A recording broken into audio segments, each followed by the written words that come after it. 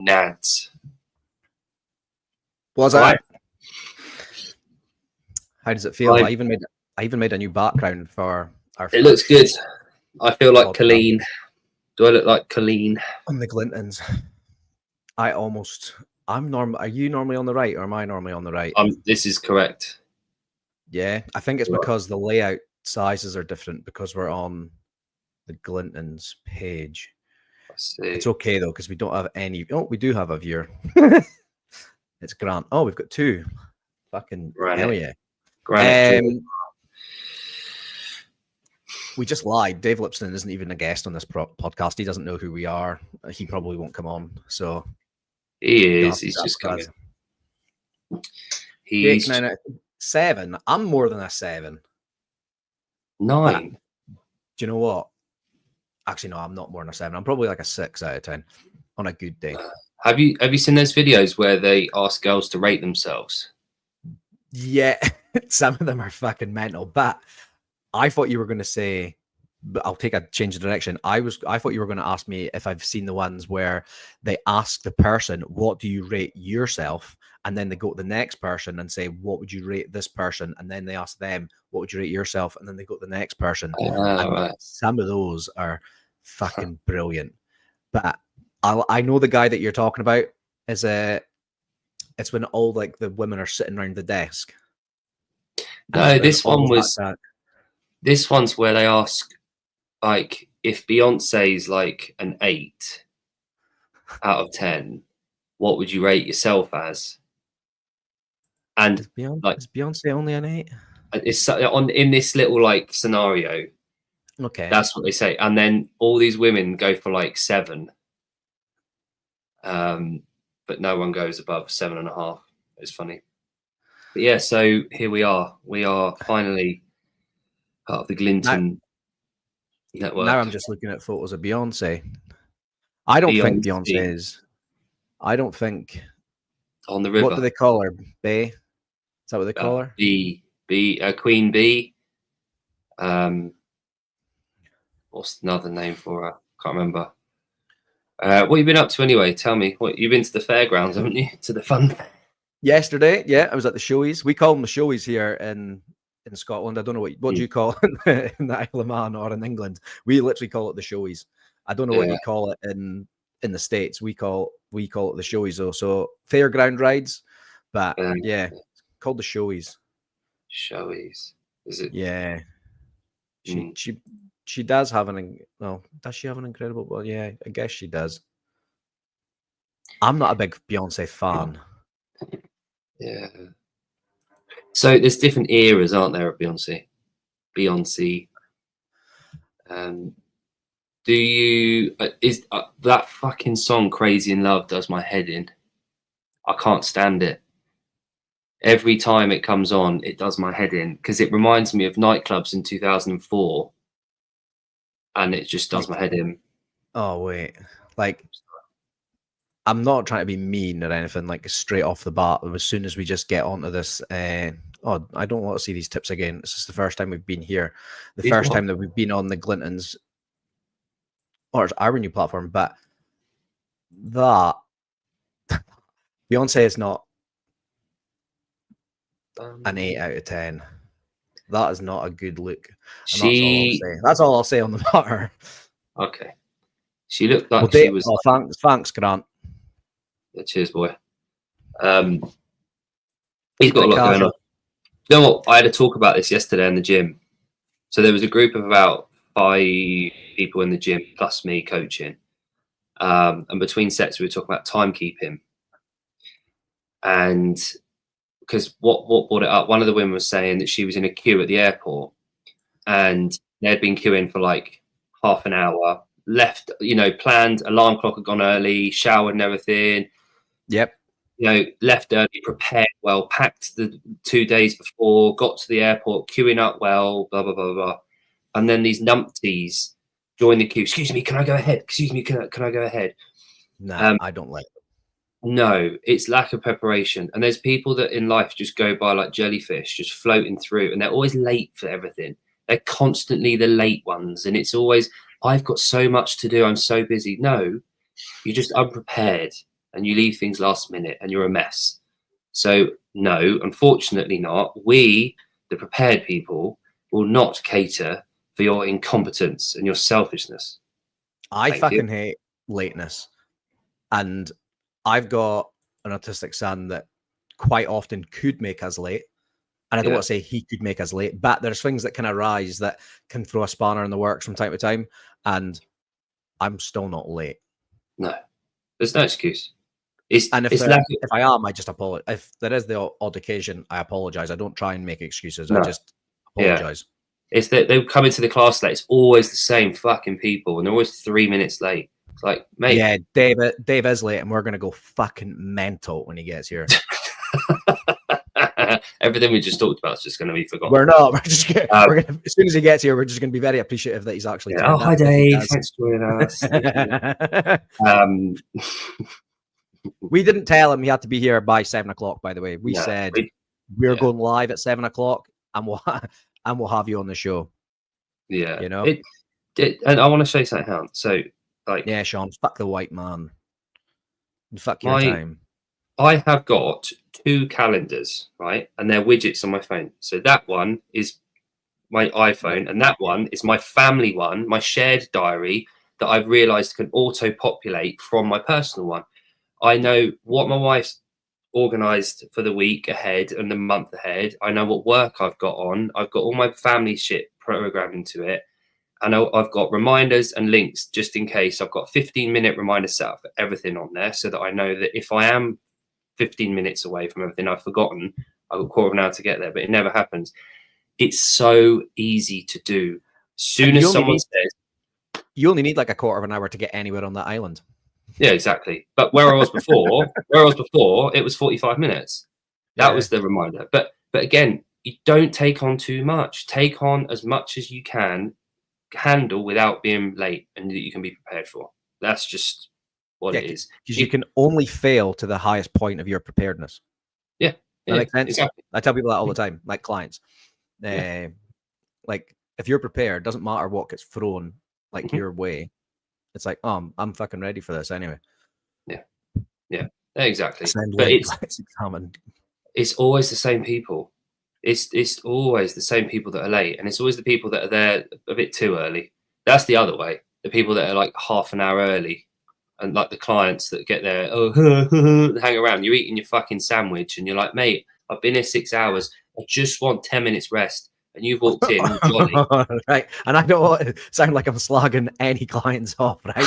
But I could be sitting at the desk at the front of the gym, clearly working, and they'll come in maybe half an hour early for a session. But do you know what? I actually don't have any clients that do this anymore. So I'm talking about past experiences.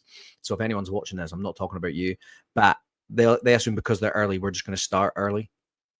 I'm like, no, we're not. They're like, oh, what are you up to? And I'm just like, I'm working. And they'll be just like stand, just look at you. You're like, go and do something. Don't just stand in there. Talk to me. And they'll go, oh, I'm just gonna, I'll sit on the bike for a bit until you're ready. Like, no, because you're here half an hour early. You're going to be sat on that bike for 30 minutes. It's different in my gym because it's not a commercial gym, but it's an independent gym. It's not a CrossFit box. So it's where there's different areas where people can go back and show everybody your phone, Jake. I want everyone to know how fucking mental you are and how you organize your apps, because Jake organizes his apps not by like type. So the likes of me, I've got I see on my phone, right? I've got like coaching apps, and then I've got like communication, I've got like media, I've got like everything that goes for like my DJI, so like the drone, the camera, whatnot. I've got different shopping apps, banking, travel ones. Jake's organized by color, which my is apps organized in color coded. That's normal purple. There's nothing wrong with it. It's so weird. It's good because it works for me. That's loads of different apps for loads of different purposes in folders just because of the color. Yeah. So what's in blue? Blue. This is a fucking shit start to the podcast. I'll read it. So I've got this is the autistic podcast. There's 3 of the 4 hosts Well, yeah, 3 of the 4 hosts have an autistic child, and then the other host is on the Is spectrum. an autistic child. Yeah, good. And I'm Yeah, I definitely on the know, spectrum. Camille, I know, but well, Facebook Messenger's in purple. Hang Mine's on. blue. Yeah, I know what you mean, but the thing is, so I've had to, since I'd have to have multiple. I've got blue 1 and 2. I can't have blue 3. That's way too many. So I've sort of lumped it in with purple. It sort of works, but you know, we can't all be perfect, can we? With our folders. But yeah, I know what you mean. It'll be easier to have like a social media folder, but it doesn't look as good. My phone, like my front page is pretty organized, and then the rest of the pages they're like the top of Grant's stairs. What a fucking mess. Heidi, we don't know. No, we do know. He messaged me a little while ago saying that he was still good for it. But Grant tells us that he is very casual. So he'll be here when he's here. Just appreciate the fact that me and Jake are here at the moment. Exactly. Enjoy us. What apart from having Taylor on today, what have you been doing? I coached this morning. Did 3 hours of coaching. I benched, did some dumbbell bench, did some bent over rows. Then I came back, did Taylor. Then I've been doing admin, programming. I did a whole fucking 5-week cycle for a woman. But yeah, that was what I did. All proper gym stuff. So this is the thing, like with and yeah, you put yourself out there more than what you have since I've ever known. Yeah. Oh, and Grant, I did kilos, not pounds. Yeah, so I did an advert. Well, not an advert. Oh, it is an advert. Here it is. Yeah. I have never, ever advertised coaching or PT or anything, ever. It's always word of mouth or via the gym. This is the first time I've ever put an advert out. But we'll see. We'll see. It's one step at a time. John looks a little sleepy. That's rude. I'm actually not rude to me earlier. I'm not sleepy at all, but I am double dipping on the old Monster Energies this evening. Nice. You know what?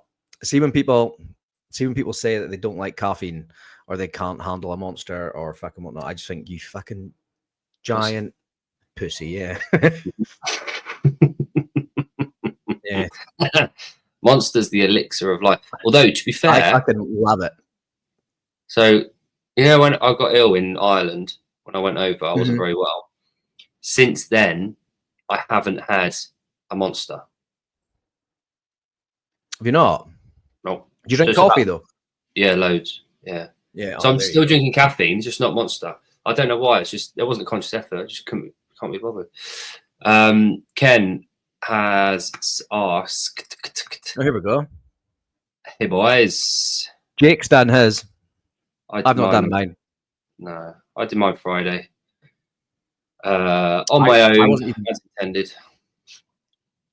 I wasn't even going to do it until I heard Grant popping off in the chat non-stop about it. So then I was like, fuck it, I'm going to do it.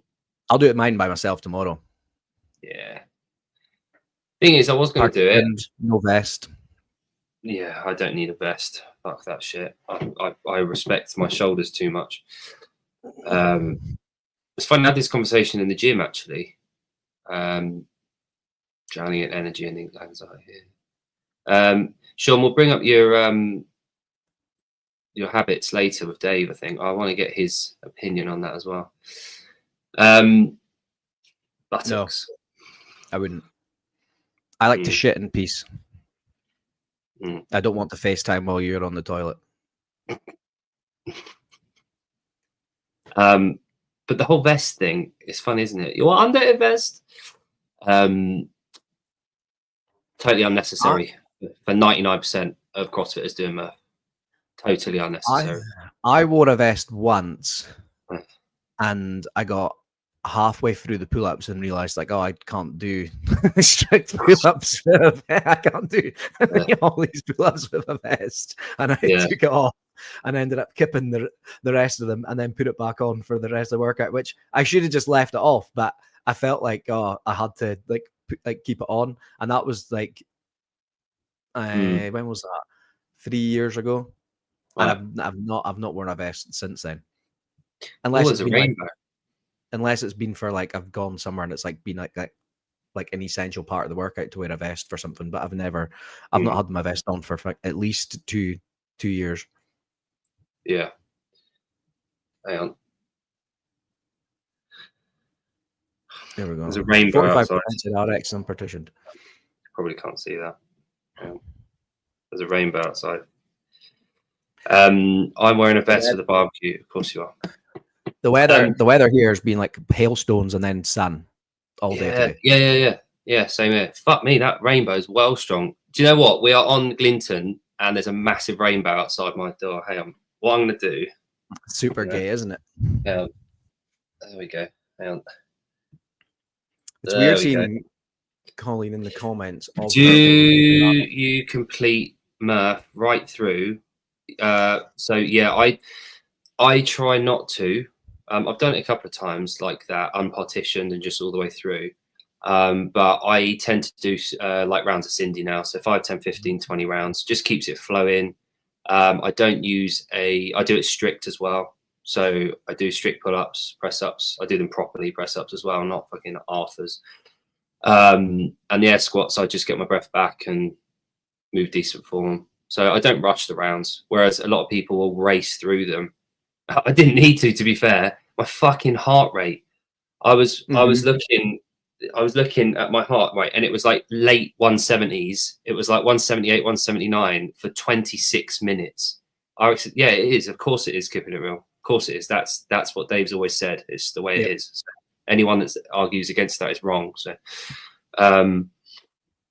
yeah, but it was, it was fun. You know, like I said, I haven't run since December, and a mile at a time. I know I can get through a mile. Not a problem. The mile was taking about 8 minutes. Now our 400 is uphill on the way up and then downhill on the way down, so it evens out. But yeah, no, it's good. I enjoy Murph. It's quite a nice chipper. A lot of big names voting on position. I don't know what you mean by big names, but they mean nothing to me. Where we've seen big names, a lot of big names voted on. Right, okay. The other thing, I'd like Games athletes. Yeah, well, Games athletes are all 26 and they haven't been doing CrossFit for very long, so they don't know the origins of it, and they don't do Murph like we do. So it's completely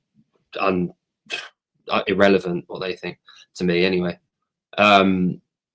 Murph is, up until 2014, is a community event done at the affiliates, and then it became an event where people wanted to go faster for the sake of it after the Games hosted it. So that's that, in my opinion. I just like doing it. Do we think Dave doesn't know what time frame time zone we're in? Oh, maybe. Do you want me to massage him? I did already. Okay. And he does know, and he did say yes, he is good for it. So I assume he's just chilling. Yeah. He will be in here in good time. This is like when Sevi used to promise Daniel Brandon on the podcast, and then it'd be like 45 minutes in, and then he would say, "Yeah, she's not coming." That's all right. We're good. We're here. We're queer. What? No, we're not.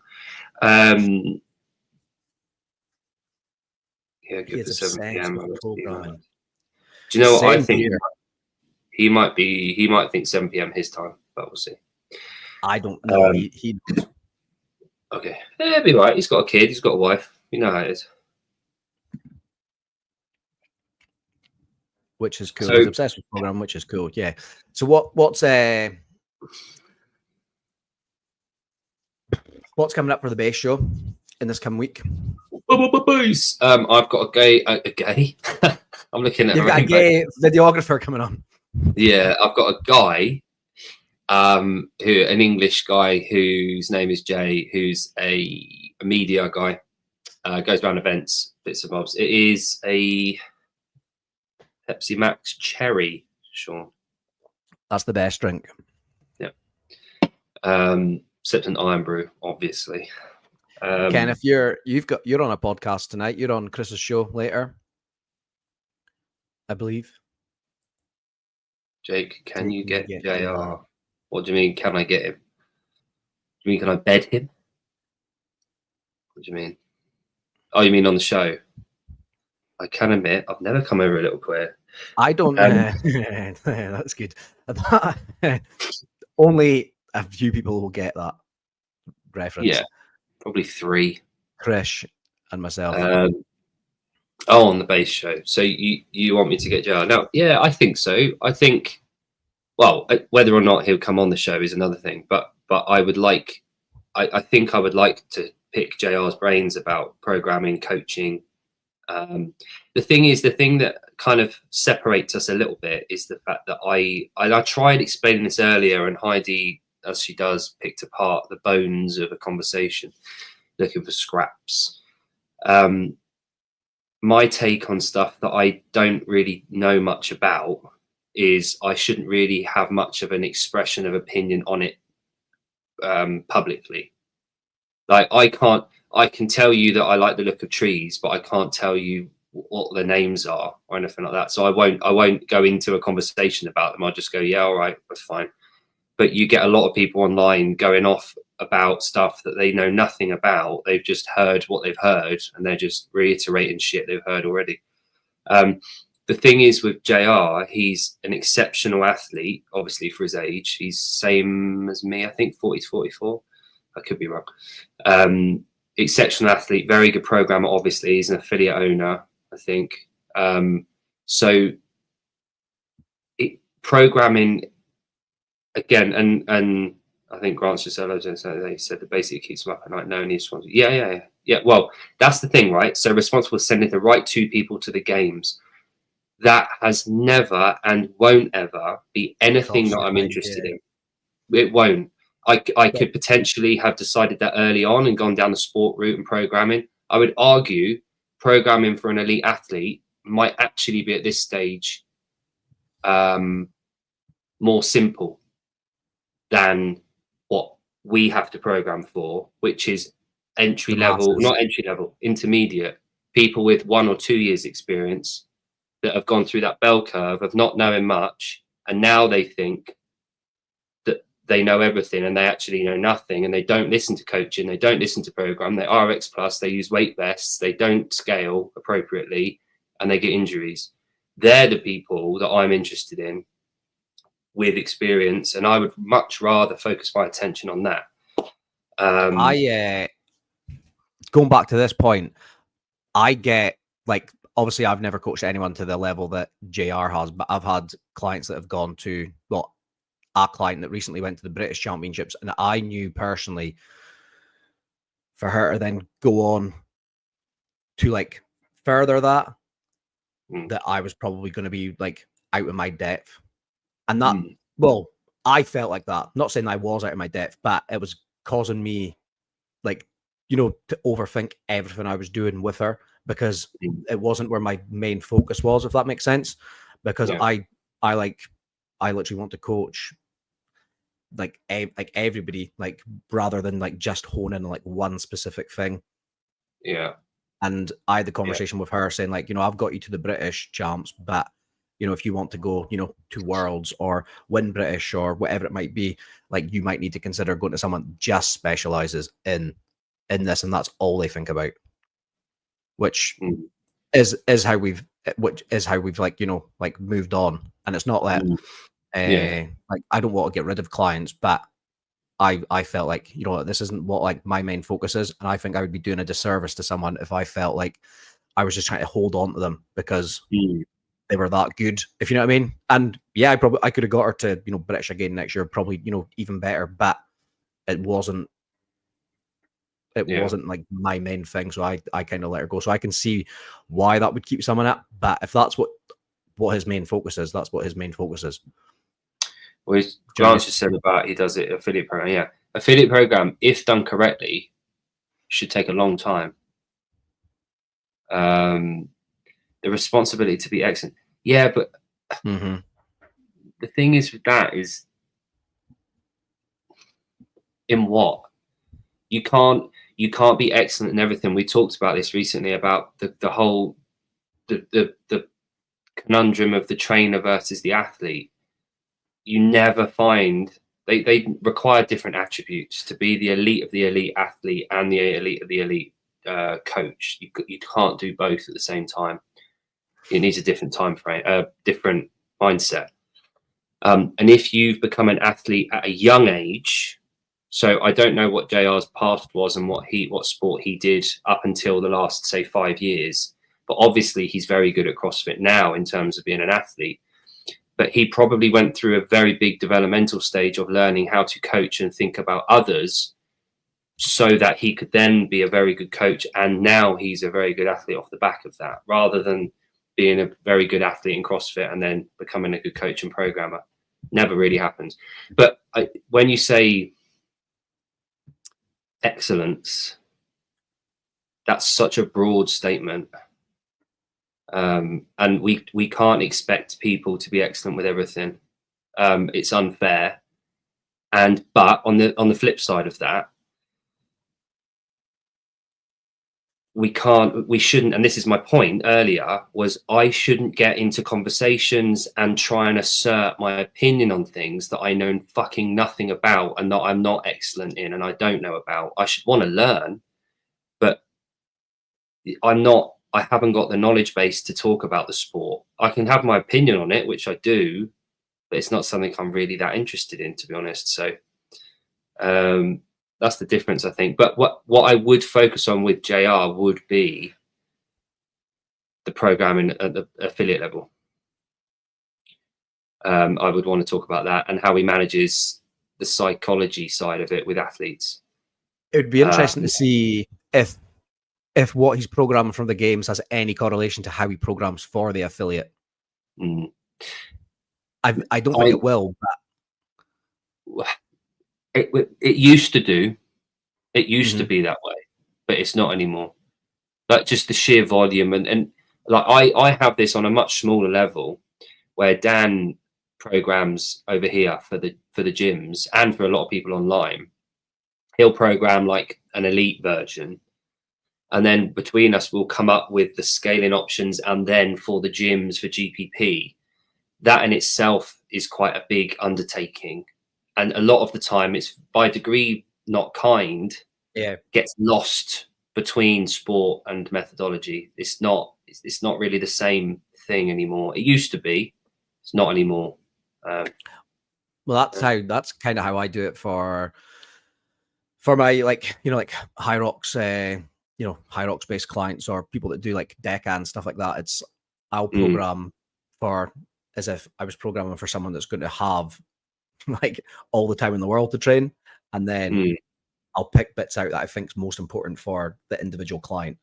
Yeah, if that makes sense. Yeah. So it's like, because some days might have 2 workouts a day, but for a general person, they don't need that. So here's a question then. So let's think about a spectrum of like closed to open sports, right?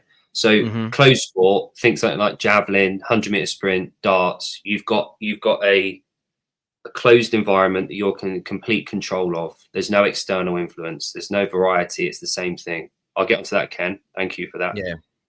On the one end, I would say high rocks, let's say, is very, very close to being a closed sport. I know there's interference. I know there's people you have to overtake. I know there's equipment. I know there's fucking rainstorms that you have to wait for wall balls. It's still. I would say you're right. It is. It's the same thing ideally, and give or take.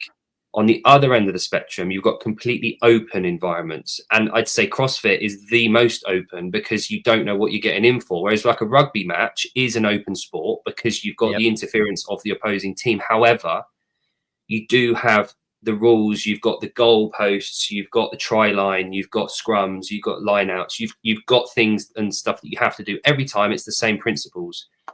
CrossFit is very, very open. You don't know what you're getting in for. The workouts change, the rep schemes change, the volume changes, the distance changes, the time domain changes, everything's changing. Now, with like a weightlifting and powerlifting, it's so damn easy to program. It's very linear. The weight just changes. So the top end weight changes, and all the percentage work and volume work, depending on how often they can train, changes. It's quite not, it's simple. It's not easy, it's simple to program for that. With high rocks, where does the variance happen for programming for the elite down to your average person? What changes? For the elite, I don't know that many elite people per se, but Right. it's the biggest thing is going to come down to volume. If you go and watch anyone, let's say we get like Lucy Davis on here and we speak to her, she might go out and run 30K in the morning, but then still have a strength session plus a Metcon to do in the evening. Whereas like how many like average people that are going into a High Rocks affiliate or a CrossFit affiliate that does a High Rocks class are even going to have the time to dedicate to that? They're not going to have the appropriate recovery, response. No. And it's just going to like chew them up and spit them out. Whereas like I would say like an everyday kind of high rockser, use that term kind of like loose. Yeah. Day one might be, I would say that they definitely need to run 3 times a week, and then they might have 2 strength sessions a week. And then closer they get to like a competition or a race, as we'll call it, they'll get more specific with their like metabolic conditioning. Right. Okay. So actually doing the high rock work. Yeah. Right. So it's the volume. That's what sets people apart is going to be the volume. Like I've been to a few Hunter seminars and he'll train like over 20-hour weeks. Yeah. But again, some weeks should be like aerobic stuff might be like 12 to 15 hours. Mm. So I do a lot of S&C work, or mainly the S work, with some of the max athletes. Hey, yeah. The sex work, mainly the sex stuff. Yeah, I just do the sex work. Yeah, that's my job. There's golfers, there's long jumpers, there's 10K athletes, there's sprinters, there's fucking hockey players, as in field hockey. That reminds me of good, Grant. Jake, what about the WOD science guy? Star that, and we'll start Ken's. We'll come back. But obviously their training varies wildly depending on the sport, what I need to strengthen them for, like movement patterns and planes of movement, and but one thing that they all struggle with is the understanding of the importance of strength and power work as just a foundation for what they do. The basics of S&C are completely missed because of these speciality sports that historically don't do much. But you're going to get good response straight away from anyone. But the thing that I find really challenging is my next video is going to be my magnus ape as well. Brilliant. Just what we need to hear. Can we talk about the enhanced games in a minute? That was good. Yeah. To go back to that, Ken, how much harder is it to do the broad jump rather than just come straight up and down on a burpee? Like the heart rate does total spike. I'm looking forward to the 1st of August when Jake starts training for High Rocks. Yeah. I mean, that's the thing with me, right? So I was talking to someone the other week about this, about my baseline foundation for Metcon is probably higher than your average person. And all that comes down to is, like you said the other day, about playing football, soccer, for best part of 25 years in centre mid, running up and down 45 minutes times 2. I got a fairly good baseline for that. When I started CrossFit, I did nutrition, and Metcon was the basis of what we did for the first 2 years. And I've always strived for excellence in terms of movement quality. That's why I've never been very good at fitness racing. I'm not very good at fitness racing. I'm not quick, but what I do is what power work and quality. So when the push comes to shove, I've got the power and the base fitness and the quality movement to kind of ride through it. So when you, because I've been doing it for long enough now, I've done so many combinations and varieties of movement patterns, distances, lengths, loads. I know full well what my body's capable of doing. So I've got more accurate with my time and pacing on workouts. It just makes more sense. How long do you think 80-meter burpee broad jump would take you? 80 meters. 80 is that what it is? 80 meters. That's. But we'll split it. Okay.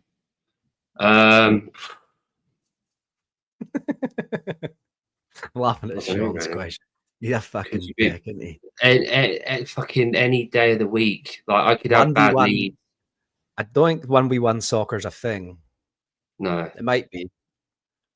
I seen a guy today in a local tattoo shop get a tattoo that just says 0 football knowledge on it. Good. Like above his kneecap.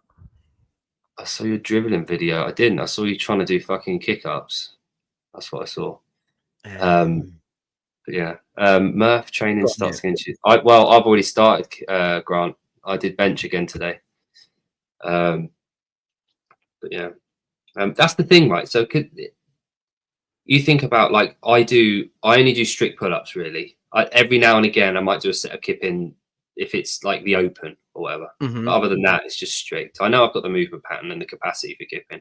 I won't butterfly. But I get so used to doing strict pull-ups and workouts when it's sets of 10 or 15 or whatever, and I break it up. And I squat particularly heavy in volume, and I do a lot of bench press. When it comes to Murph, I am fucking very prepared for Murph by doing just strength all year round in those movement planes. How do you improve shoulder endurance? We talked about this. We did that about 4 months ago. We've been through that. He doesn't listen. No. He said on his weekly habit show, I could add lightweight, high volume pressing with. I told you that already. I've been through this all. We talked about doing high volume work for endurance, like Bradford press, Arnold press, lateral raises, bent over, reverse flies. Like there's a lot of work. We called it accessories. And we talked about bodybuilding as being it's accessory work. But yeah, anyway, that's I don't want to repeat myself. Have you seen this new event called the Hybrid Games? Was it you that said about that the other day? yeah. I just signed up for one about 3 weeks before we're going to do our. No, can you pull it up? Can I have a look? I'm looking for I've got the event website, and I'm fucking pissed off because the actual website doesn't have the workout on it. Which, why the fuck? If we're talking about shit websites, is it one workout? Yes, I believe so. So this is basically to combat high rocks, because in Europe people cannot get tickets. Well, they can, but they've got like 17,000 people racing over the course of a weekend, and then there's probably about another 30,000 people that are pissed off that they can't get tickets. There we go. Rules, look, movement standards. But I can tell you what, and they have movement standards in the hybrid games. Let me see if I can pull it up for you. The Liverpool one is like 2 weeks away. Yep. Ooh. Right, I'm gonna get it for you. 2 seconds. Could be there I could be in Liverpool in 3 hours. Has this got the workout on it?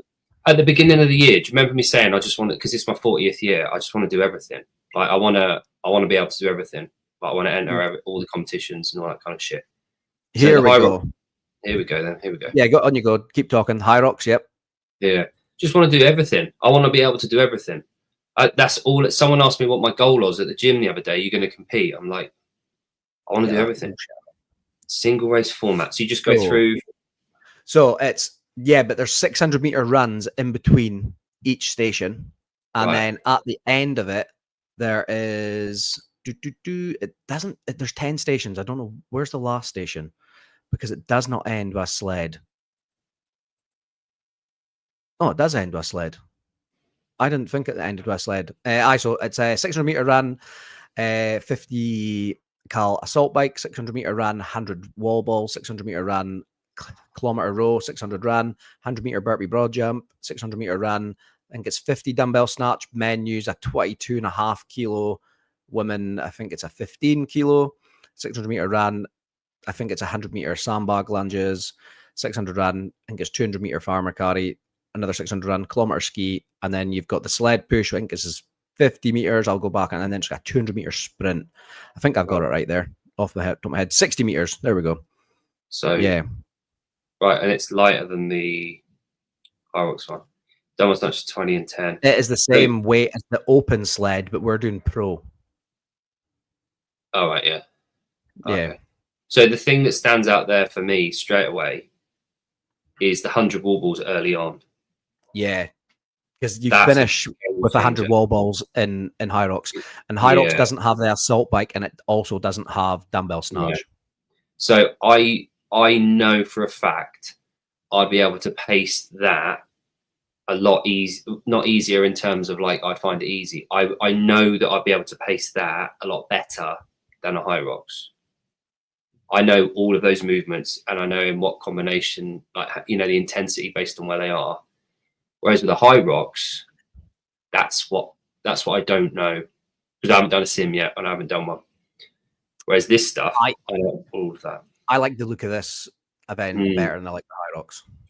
So me and Connor, one of the lads who's transferred over from CrossFit to Hyrox for a year or so, he won the British Open, as in the Open, the CrossFit Open. He won the British in 2021, I think, 2022, maybe both years. Fucking unbelievably fit. He's from a boxing background, but he's like Mr. Fit. He's having a year off and doing Hyrox, and we were talking about the other day how you would change it to attract the last of the CrossFitters that haven't opted in, or would just what would it take for Hyrox to change in order to attract the CrossFitters? And all we said was, all you'd need to do is add in one station where it's like 20 power cleans or 10 power cleans at 100 kilos. How many average Hyroxers would that eliminate? It would eliminate, I would say, the vast majority of people. Right. But yeah, then it wouldn't be I wouldn't say the vast majority, but it would eliminate all the people that are just going in to just have a bash. Yeah. So yeah. Okay. You know what I mean? Yeah. Because there's a lot of people there that like, because it is like, oh, everyone can do this. Yeah. Just like everyone can go to a CrossFit gym, but there's a lot of people there that are like doing it for charity. There's a lot of people there that are like, you know, it truly is like, you know, when you get people signing up for like running a half marathon, you get people that will like walk half of it. Like, you see a lot of people at higher. That's why I think there's a lot of kind of leniency with standards, because it's apart from like the elites, I don't think for a lot of people it's that big a deal, if that makes sense. But it is. Like, if Hyrox are ever going to actually want to compete with CrossFit in terms of saying the fittest, they need to add in a higher level strength piece or a heavier. I understand the sled's fucking hard and it's heavy. Do you know what? It's not that hard. No? Okay.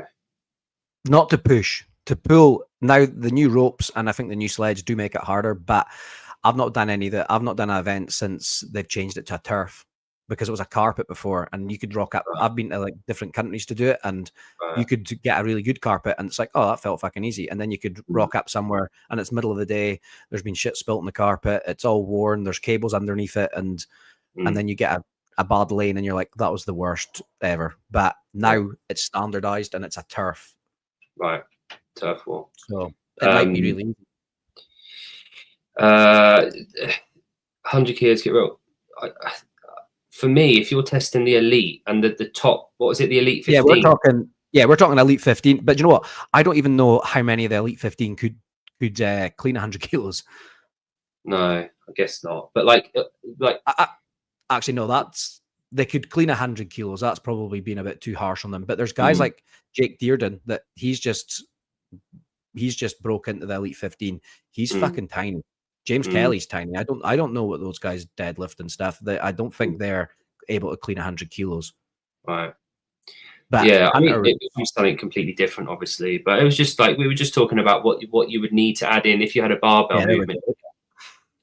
Yeah. Yeah.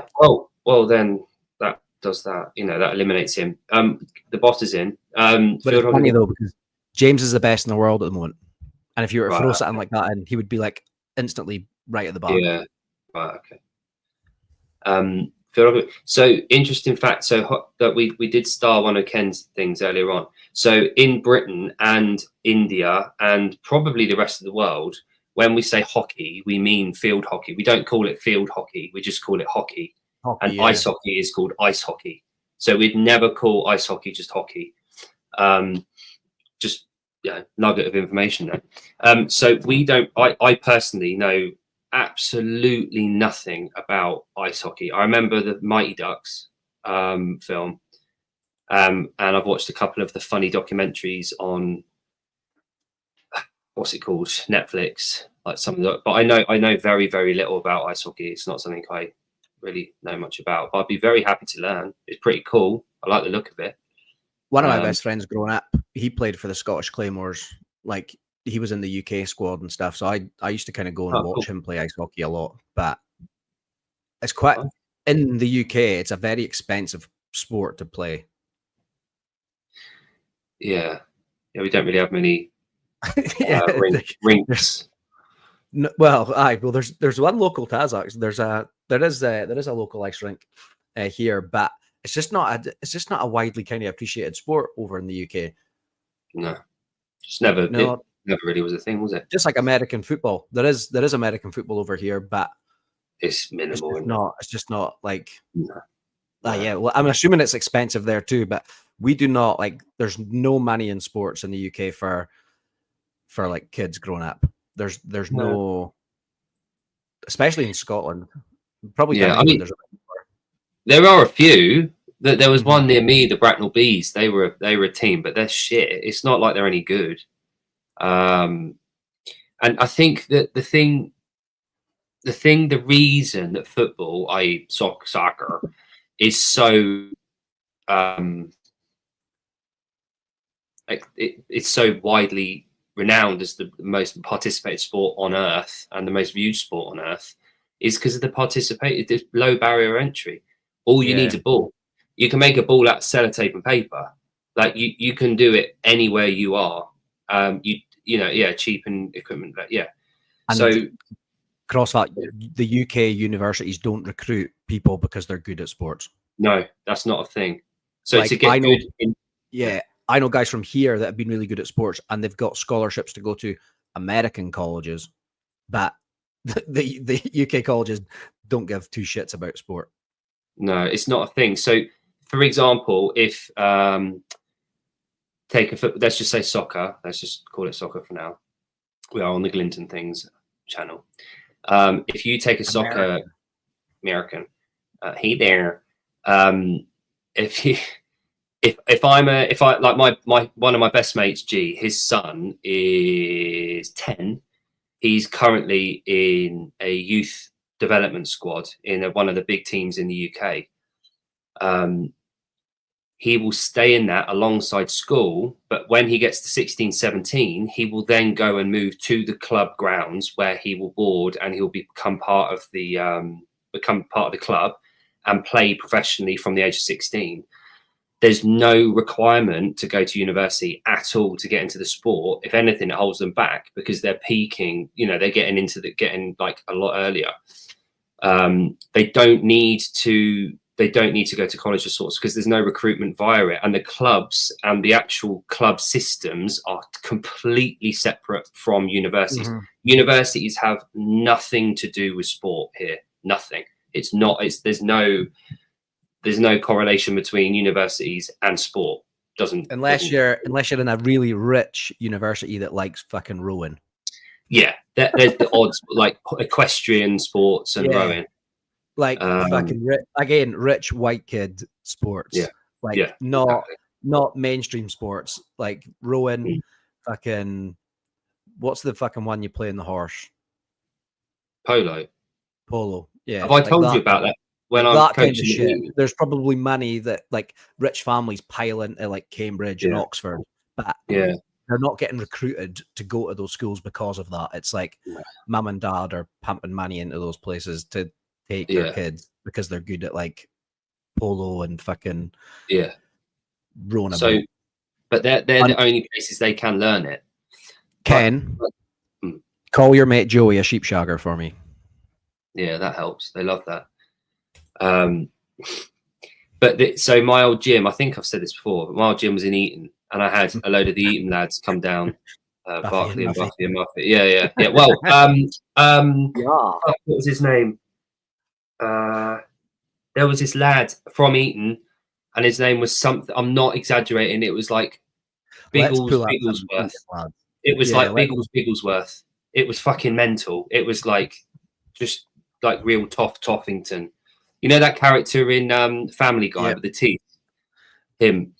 But so two things. Firstly, these lads came into the gym once, and I was coaching them, and they were from Eton, and they were like, I was doing their strength work, and they said, "Oh, we got a school sports trip next month that we're preparing for." And I was like, "Okay, cool." Bearing in mind, I went to school about a mile down the road to a state school, all boys state school. Our sports trip was like 20 minutes on some clapped out fucking bus going to play football or rugby or cricket against the local team. I was like, okay. And then I was like, "Oh, where are you off to?" "We're going to Mongolia on the polo trip." I'm like, fuck, these lads lead a completely different life.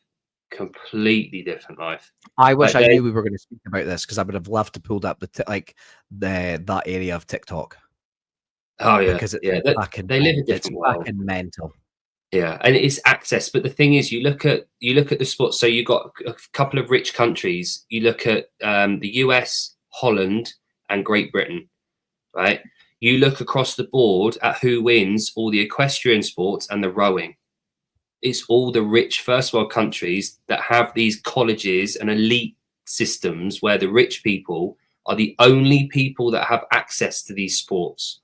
So when it comes to the Olympics, the only people fucking competing with any competency are the rich people. I'm like, hello. That's what I'm trying to pull up there. Yeah, they just live in a different world. But it's not their fault. It's just the world that they live in. And they're all called like Tarquin. 2 seconds, I'm going to mute it.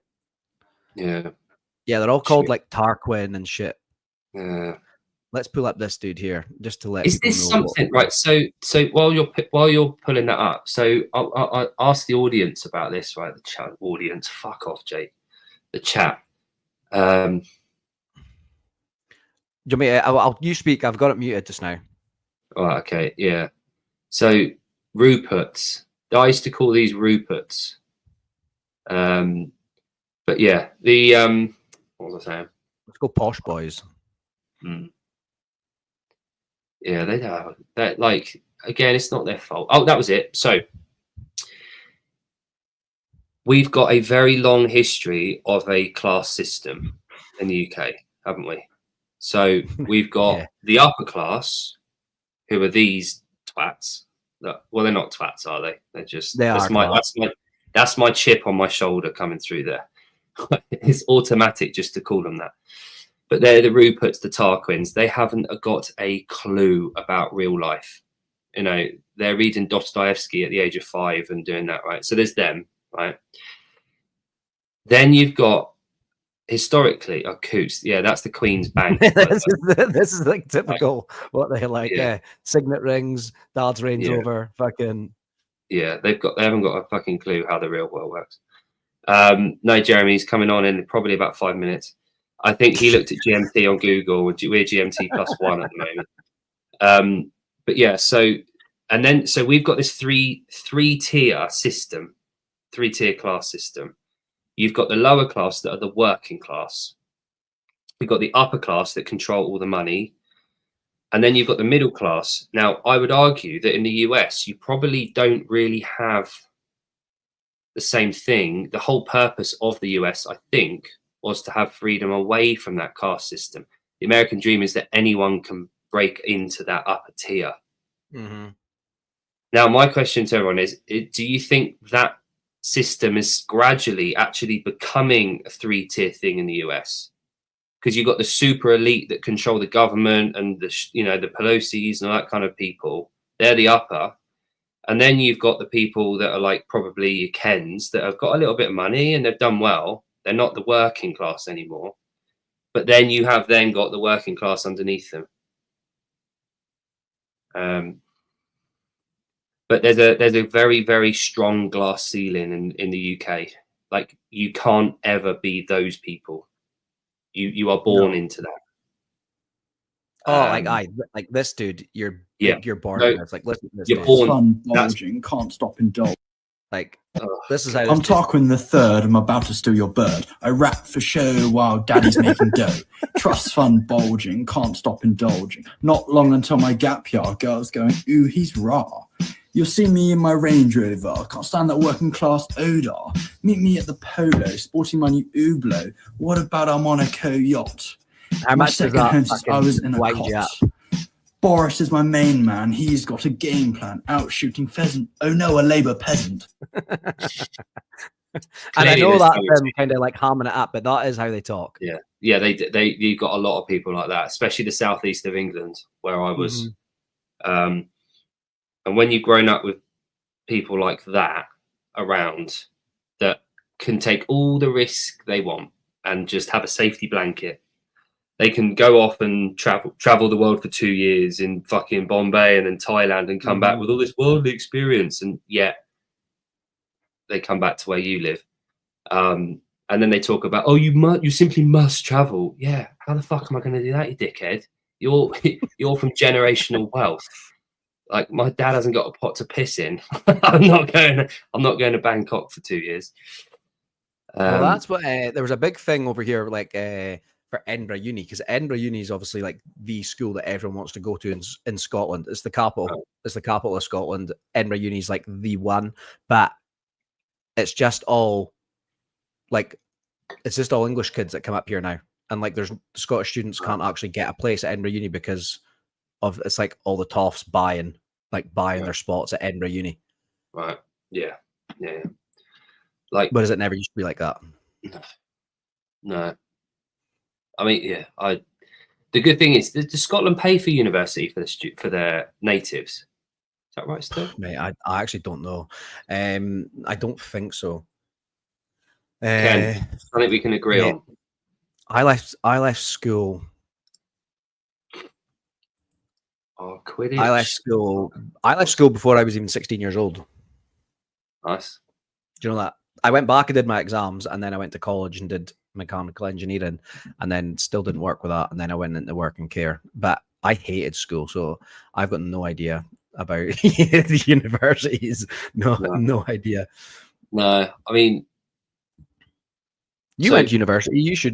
You'll have a better idea, but I don't know. I don't know if it's different in Scotland than it is. Yeah, no, because I know the Isle of Man, they pay if students go off the island and go to the UK for university, they pay for it. The Manx government pay for them to do it. There you go. Yes, university education is free in Scotland for students attending universities in Scotland who are completing their first degree. There you go. Right. Yeah. So whereas in England, it's not the case. You have to pay for your own. But when I went to university, I went 2003, 2006. It was £1,100 a year for tuition fees, and now it's like my sister as well because she got. Now it's like 15 grand a year. Yeah, it's fucking monstrous. There's absolutely no way in hell. Like I saved up over the summer to pay for the tuition fees ahead. The only reason I did a degree was because I genuinely wanted to learn history. Like that's the only, and I worked through university. I worked 4 days a week in a phone shop, studied the other 2, went into lectures and seminars. I lived half an hour down the road from the university, and I just wanted to go because I wanted to learn. But Scotland only got rid of uni fees in the year 2000, but did they say that they've got rid of them? But it's not. It's £1,800 a year for like full-time education. So Bernie, the answer to that is multifaceted. I think is because I think our sports, just like the US, I guess, are kind of ingrained in our culture. So we've got a lot, like we've got football and rugby are the biggest 2 sports, I'd probably argue. Yeah, the equipment costs and shit ton. It's not. Yeah, so we have to pay their own way. Now, all I would say is that with the NFL, it has come over. They're doing a couple of like shows at Wembley, and there's one in. I think they're doing one in Dublin at the Aviva now once a year. But the problem would be there is that there's no clubs like the NFL. There's a couple of like American football side of clubs, but you have to remember as well, we talked about this before on our show a little bit, is that our sports got exported globally. And because of that, they don't have UK identity. They're the sports in its own right, a sport. You don't have the national anthem of the UK playing every time the sport's done. Whereas the US, the way that we see it, this might be wrong. I could be wrong here. It's like CrossFit. That's why we talked about it before. It's the Americana is so entrenched in the sport that it's sort of, we would be adopting America rather than the sport. It's so red, white, and blue. It's the bald eagle or golden eagle, whatever the fuck it is, the Star Spangled Banner, the American anthem. That is so entrenched in the sport that would become its own thing. Whereas like soccer, people play that globally, and it's not anything to do with the UK, although we came up with it and invented it. It's not an English sport. It's just sport in general. So the American sports, the big four, they are all entrenched in Americana. So I think for that reason, and the same with CrossFit, and this is why I keep talking about this. And again, I don't want it. I personally want CrossFit to remain as it has been. So when I say this, remember that I've preluded it with this, is that if CrossFit ever want to be taken seriously as a global sport, they need to ditch the Americana around it. It can't remain an American thing. It has to be a global thing. Now, I don't want it to change. I enjoy the fact that it's an American thing. But if they really, truly want to grow it externally, it's going to need to shed that skin of red, white, and blue, the American national anthem playing at the beginning, and the Border Patrol being the sponsor, and all that kind of thing. Stuff that is part of it, they would need to get rid of that in order for CrossFit to grow. Now, it's the same kind of thing with American sports. There's the odd exceptional kind of person that really enjoys American sports, but I think they actually enjoy the sport because of the Americana, not necessarily because of the sport. Like, I grew up in the 90s, obviously, like Jon, and I fucking loved the idea of America in the 90s. Like, growing up, it was like WWF, it was the NFL now and again on telly. It was like fucking Bill Clinton. It was all the American shit I used to love. And somewhere along the line, I obviously grew up and I got my own identity, but I love that. But I think when it comes to sport, it's very unique to America that the sport is also the country. Like for when the rest of the world sort of talks about it, there's obviously some exceptions. There's very unique, like there's that one in Venice. You know, there's that series about that. You know, we talked about that game that's sort of half rugby, half UFC. Like, that's very Venetian. That's very unique, and it's very localized to there. But it's like it'd be like saying the Olympics, like track and field. Like, they're not American sports. They're universally accepted and globally done. Yeah. So I think when we talk about American football, it's literally in the name. So they would, in order for it to grow exponentially and become bigger globally, personally, I don't think it should, but I think it would need to if they wanted to expand it bigly. I like that word, bigly. Bigly. That's a good word. Let's go with it. If they want to do that. There's more NFL games here than I thought there would be. There's a lot. There's like 5 or 6 a year, isn't there? Well, there's 3 the rest of the year. And that's just in England. Well, that's just in London. Yeah. But I agree with you. I don't think CrossFit needs to change, but I think if they wanted to grow, they would need to kind of ditch it. Yeah, and I don't want it to. but they keep going on about it. And like Judy Reed's husband, is his name David Reed? Dr. Reed. Dr. Reed, is that what is it Dr. Reed? Dread? I thought it was Dread for the longest time, but I think it's Dr. Reed. I don't know I think it is David though.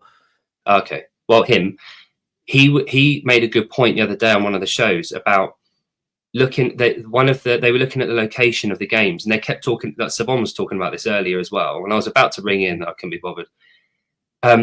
David kind of came up with the idea of looking at the travel of the games athletes, and a lot of the people that travel to the games are the support network and the gym and that kind of thing, the families of the athletes themselves. Of athletes, yeah.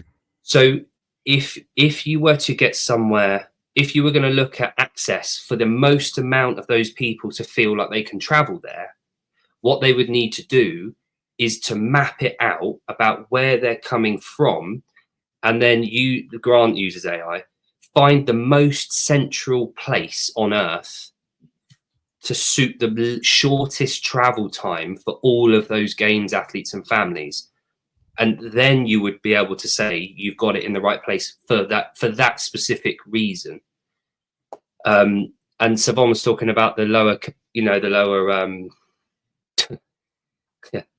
I love our mutual fucking Instagram account. A lot of the searchy explore page is rugby and American football hard tackles. Because and then lots of videos with men with their cocks out. Oh mate, that fucking, did you see that jiu-jitsu guy earlier? Oh, yeah. Which I'm not responsible for those searches. I love it. Yeah. But wait, yeah. Should have kept it in Texas forever. Yeah. The thing is, so all of and again, I'm with you. I don't think it necessarily should travel abroad. I like the fact that it is in America. It's an American thing. I grew up with CrossFit knowing it is an American thing. I got really into the NBA as a kid, but then drifted away as I got older because it was too much effort to follow in the UK. But so at the NBA, I'll tell you why I liked it. Chicago Bulls. Yeah. Michael that's Jordan, that was me. It was like, Space Jam came out, and then I was obsessed with it. Well, and NBA Jam on the Mega Drive or the Genesis in the US. Yep. It was the game on that, and then Michael Jordan and Space Jam. That was the only reason I knew anything about NBA. That was it. I was obsessed. And again, if there wasn't the Americana about it all, I don't think we'd have ever heard about it. So, do you think we're in the games to the areas that don't have nice marketing strategy? I think maybe that's what they thought it's going to do, but I think it might alienate people from actually coming and traveling. Sorry, Garrett's asking. Garrett's, they sell out most stadiums. Yeah, so Wembley is I think close to 90,000, and because they do 2 or 3 matches a year or games, whatever you want to call them, they sell out. Yeah.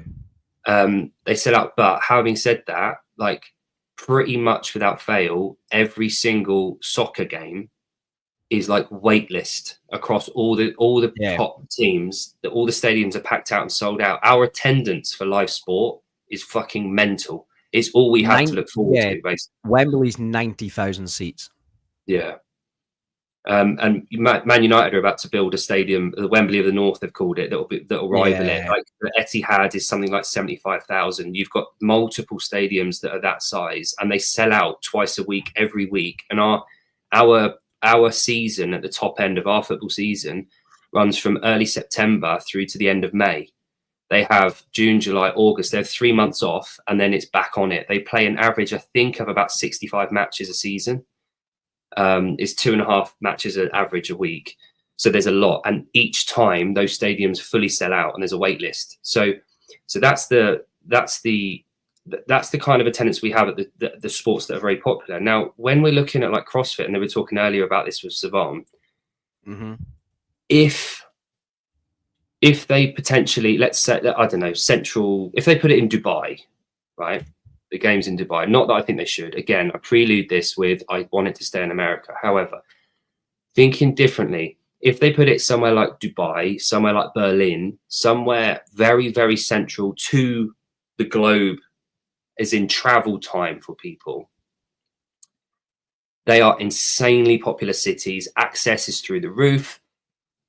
Everything's available. The travel networks are immensely efficient, especially in I would Germany. hate to see it somewhere like Dubai.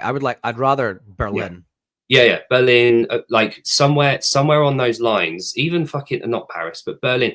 I think if you went Germany near an international airport, every single seat would sell out for the whole thing. You wouldn't have to be giving away tickets. It would sell out. Now, every criteria point that last week they were talking about, and again today on Savon's show, every criteria point they were talking about for having a good games and hosting it, and access, opportunity for people to travel, weather, time of the year, every travel, access to international airports, every single criteria point is getting ticked very well, and you will guarantee massive attendance if you go outside of the US. But again, I don't want it to, but if people want it to be a massive success moving forward and to grow, unfortunately, that's what's got to happen. It can't not happen. It can't remain in America if they want it to grow. Yeah. I wouldn't even want to see it here in the UK. No, I'd hate that. I'd want to travel. Why would I want to travel an hour to go to the games? I want to travel a little. It's cool. It's cool that Rogue has come to Aberdeen, but even I think they could have done better with their choice of city. But I get it. They wanted to be like roots of, like Scotland. So like Aberdeen is the biggest city. It's in the Highlands.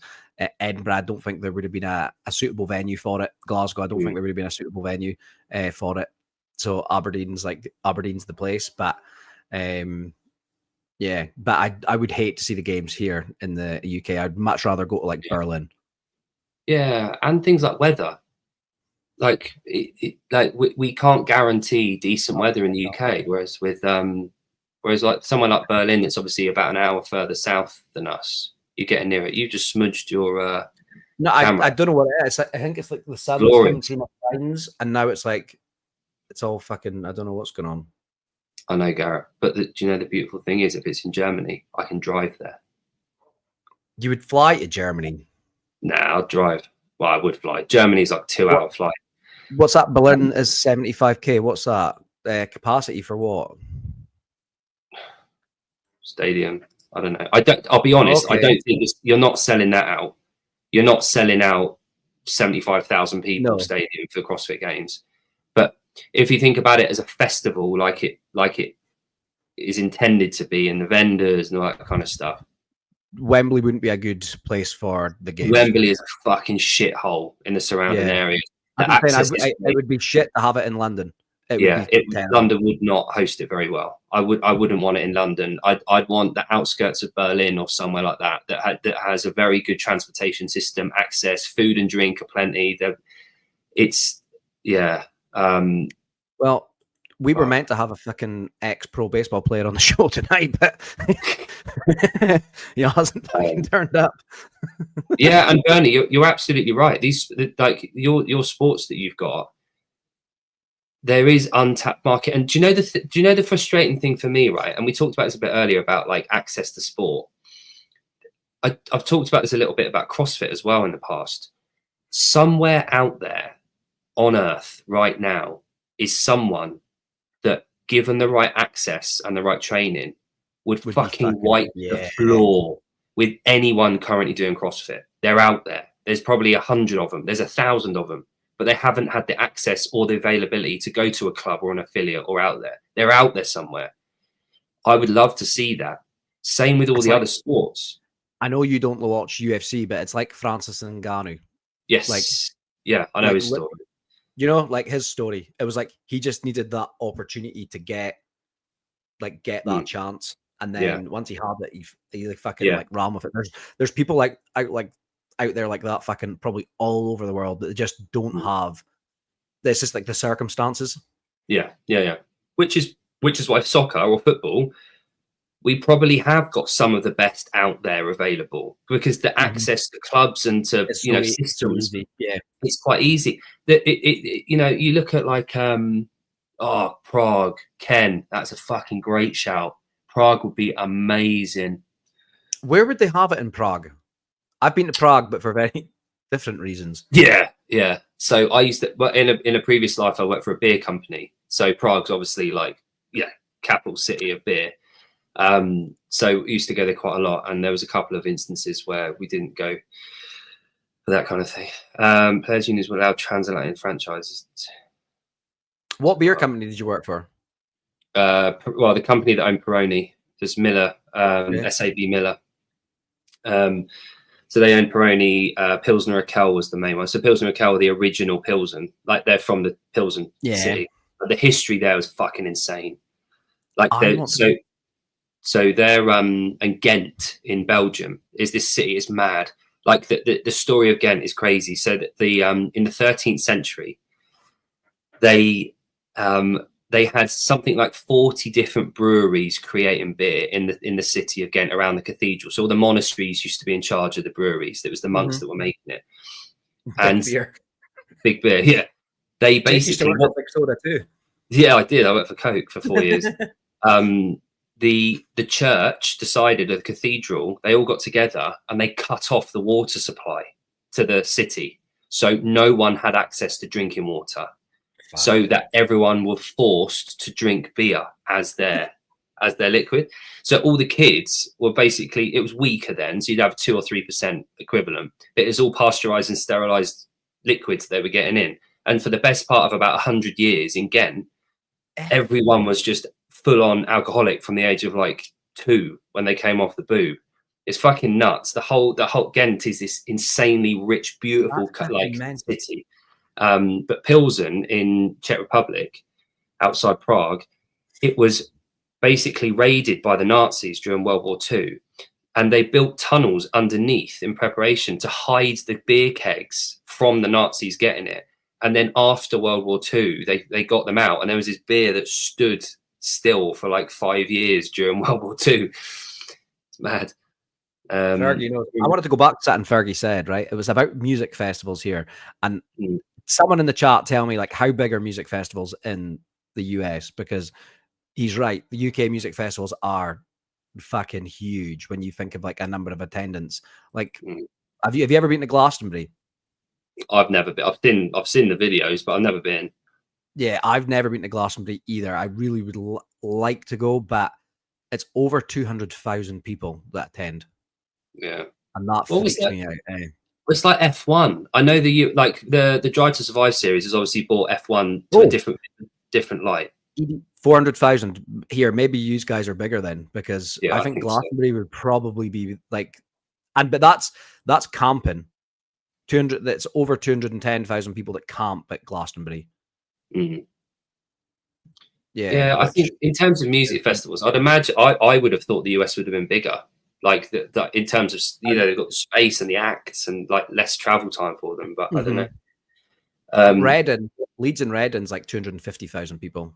Yeah, I went to Reading. I went to Leeds the year the riots where they were all setting fire to tents and stuff. Oh, nice, cool. Sounds fun. I didn't do any of that. No, but yeah, what was I say? Yeah, yeah. But and again, like anyone that's ever been to Germany, like they've got such a rich culture, and the food is just fucking to die for. You see the picture of the old German guy with a massive beer belly. I did High Rock last year. It was fucking amazing. Yeah. Like I can see fucking why I would get like that if I lived in Germany. The fucking bread, the bakery. If you ever walk down any fucking city road or high street in Germany, every other shop is a bakery.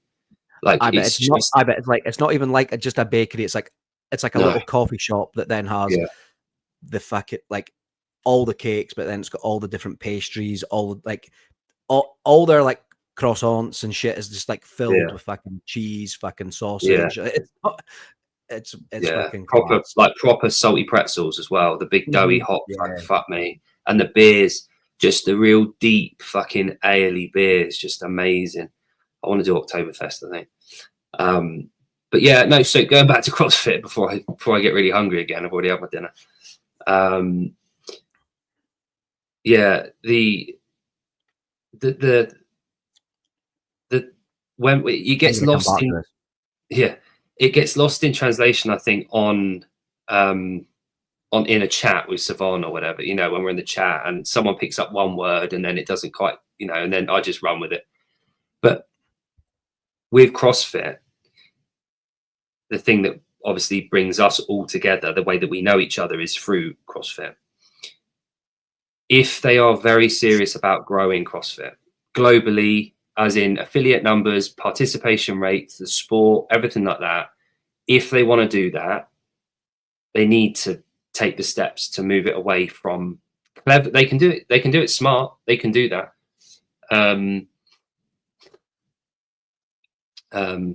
But I genuinely do think if they hosted it away from the US for 1 year, it wouldn't be the same. Definitely wouldn't be the same. But everything would be ticked. All the boxes they need for it to grow and to be a big event and to be a raging success would be ticked. All the boxes would be ticked.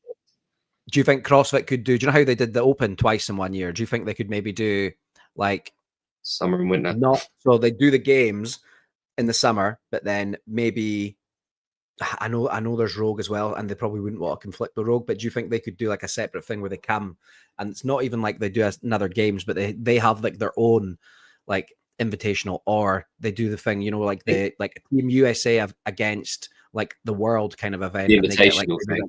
Yeah, something like that, and then they go to like they do it in Australia 1 year. They come over to I think like, Berlin. And so we were. Like that instead. This is the invitationals that Colleen knows that. Yeah, the invitationals were awesome. Yeah, and I went to the one in Berlin in 2013. So it was awesome. It was that year. It was USA versus the rest of the world. Yeah, and that's what I think that would be cool to get back to something like that. It would be. However, I'm with the WFP now. I think that's sort of what they were trying to create, that kind of professionalized traveling kind of league system. Not that I have watched it or think there's much value in it, but I think I like the idea of an off season for CrossFit. That, didn't they? Yeah, but again, the nature, again, who watched that? No, the nature of the CrossFit Games athlete these days is very different from what it was back in the day when the Invitational was happening, when it was USA versus the world. You've got to think who you had in the team. It was Kalipa, Froning, I think it was like Voigt and I can't remember who it was. But then you had like Bazinet, Briggs. Yeah, it was Briggs, Leblanc-Bazinet, fucking who was it? One of the Icelandic gents, and then like an Australian bloke. But it was, and that kind of thing. But it needed the games athletes to be involved in the community for that. China Cho, yeah, that's who it was. To draw people in, and I don't know if that's currently the case, but I'm seeing really promising signs here. And one thing I completely forgot to ask Taylor earlier was, and I had it written down, but I completely forgot, was I keep asking people, like I asked Daniel Chafee, I asked Greg this question about what value the tip of the spear and the sport holds for the affiliates. Like, what does it contribute? What does it add now? But one thing that I'm kind of very aware of is that in order for that to happen, the affiliates need to also kind of meet halfway to the games. We need to be supporting it. We need to be promoting it. We need to be. How many members at a CrossFit gym know the games athletes? But how many of them know the top 5, let's say? Probably not many members. It used to be that we knew them all. And it will take a little bit of a give and take thing between the affiliate owners and the affiliates to actually meet halfway. I I don't blame the athletes for just wanting a payday. Whee! You know, no, and they shouldn't. like But the thing is, I don't blame them. no, It was very different for the people that started out back then, as you say, because they were ingrained in the affiliates, but a lot of them aren't. They've grew up a lot of these people now, they found CrossFit via the documentaries. I would imagine. So here's a question then for you. What's to stop CrossFit paying athletes to make appearances, to go to communities, to visit the gyms, to go to the affiliate gatherings, to travel the world? What is stopping CrossFit from doing that with the games athletes? The ones that win the games. Imagine if you won the games one year, let's say Laura Horvath wins the games, CrossFit then have an agreement with her for the next year, like they do with other sports. You get promotional shit off the back of winning. Well, there's fucking, like, look at people that fucking win the Premiership. Yeah, they go and tour around in the bus. Liverpool, Aberdeen beat Celtic yesterday in the cup final, so they were going about in the bus. You know, today. Yeah, it's like what's to stop? What is stopping CrossFit from doing that with some of the athletes, paying them, making them affiliate-wide names, so that people in the affiliates actually want to view, spectate, travel, watch, get involved in the open again? It will need meeting halfway. It can't all be the likes of me going, because I'm old and I don't give a shit anymore because I don't compete. Well, it's up to them to come and, come to us. Yeah. But the community needs to fucking do something as well. We can't just sit back and do, high rocks training at the affiliates and go, oh, the games athletes need to save CrossFit. It's sort of the bond there worked both ways. And I think it can't just be us putting the onus on the games athletes to do the work. We need to do that as well. We need to meet them halfway. And the way to do that is for us to embrace them a little bit better, I think. The communities in shambles unit. Yeah, exactly. And again, like, I know his name's been battered around a little bit recently, but like spending some time with Chaffee at the French Throwdown, like, obviously I don't know. I don't hang around with people in the US. I don't hang around. There's, like we said, there's probably a million people that could fill the role and do really well. But Daniel's been an affiliate owner since 2011. He's got 3 gyms in Paris with nearly 6,000 members between them. He's been running the French Throwdown very successfully since 2012. He's worked as the international director of affiliates until Jada Coons took over from him and he stepped down. He's a very, very knowledgeable man. He's seminar staff originally. He's so fucking generous with his time. He gives not all the CrossFit training now. Yeah, so he's doing like the talks and that kind of thing. He's everything that you would want in a leader. And he knew everyone's name there. He would give people, he was singing fucking Backstreet Boys at the barbecue afterwards, like in the evening with some of the helpers. Like, he's exactly what you need in a leader. He knows what CrossFit's about. He understands it all. He understands the link between the top and the base of the pyramid that we're at. He understands community. He understands it all. He doesn't want money. The charity, the money, that all the profits from the French Throwdown go to a children's charity, like a Make-A-Wish, the French version of Make-A-Wish Foundation. Do you think somebody like Daniel has got the profile to bring people together that probably don't know as much about the history of the sport, though? Like, everyone knows who Dave is, everyone knows who Rich, like, that's why people are like, oh, Rich would be the guy, but I don't know if Rich would be a good CEO, but everyone knows him. Do you think someone like Daniel, who's more probably, like, obviously we've had private conversations, he's more than qualified, but do you think he's got the profile to bring everyone like together? I think here's what Daniel hasn't got is the profile as an athlete. Aye.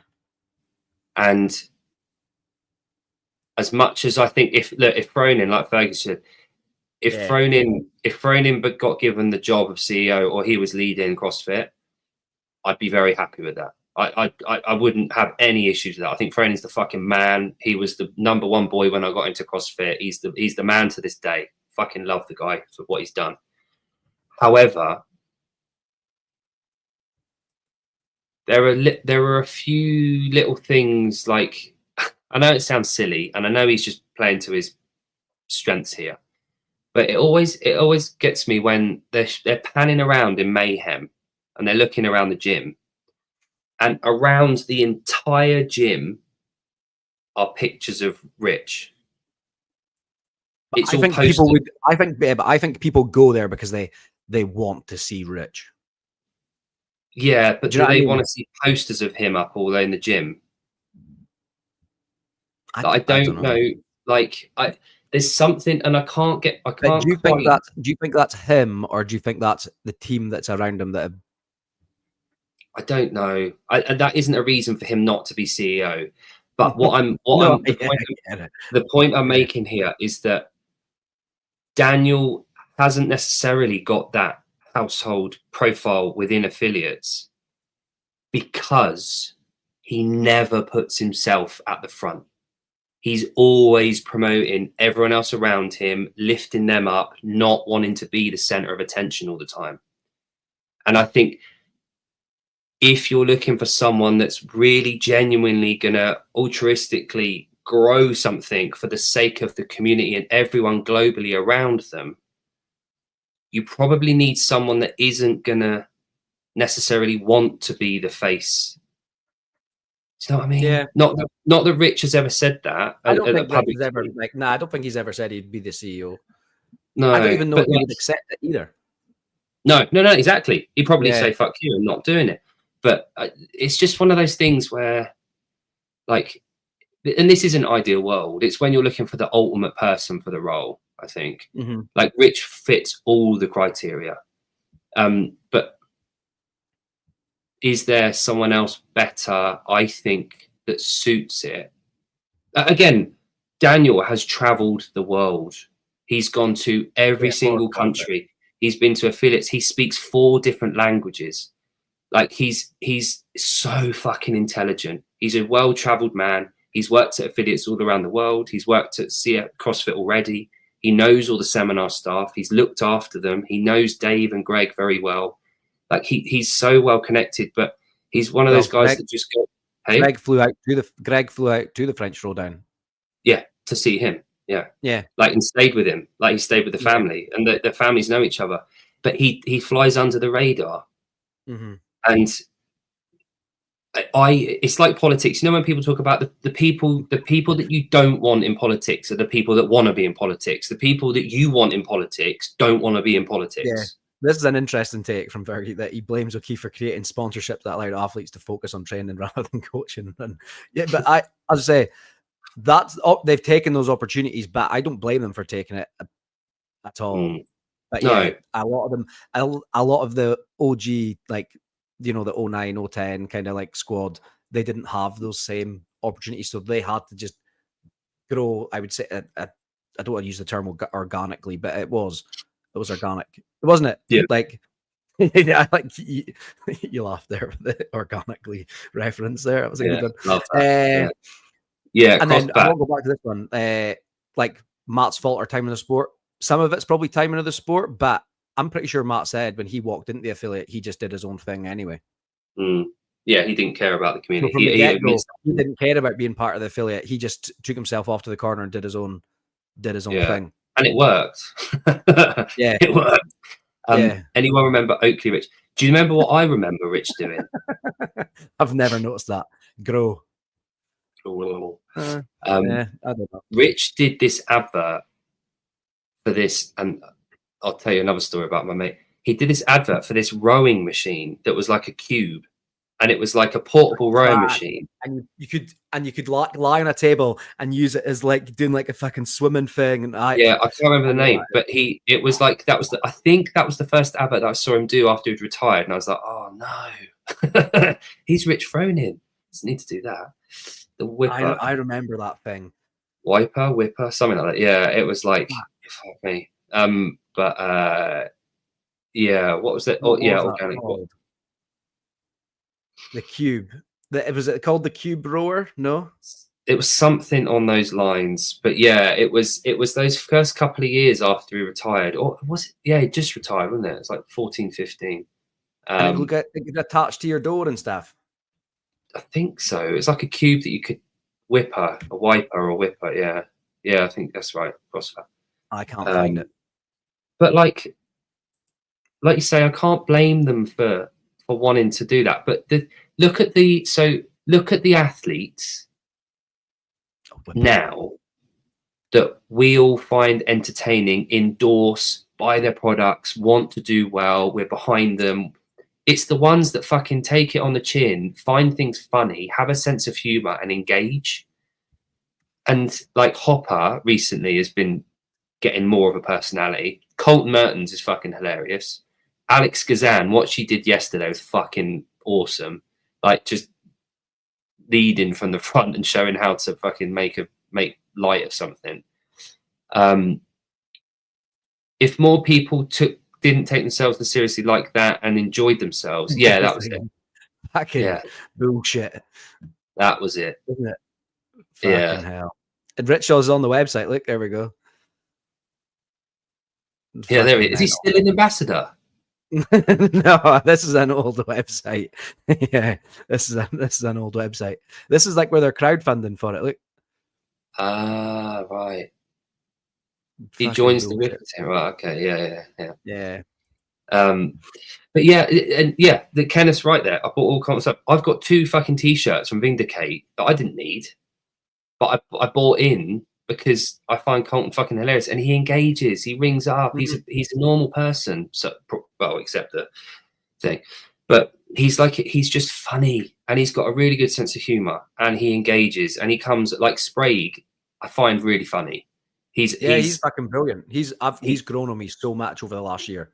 Yeah, he's entertaining. And I remember him at regionals or semis when he didn't get through and he was crying because he didn't quite get through to the games a few years ago.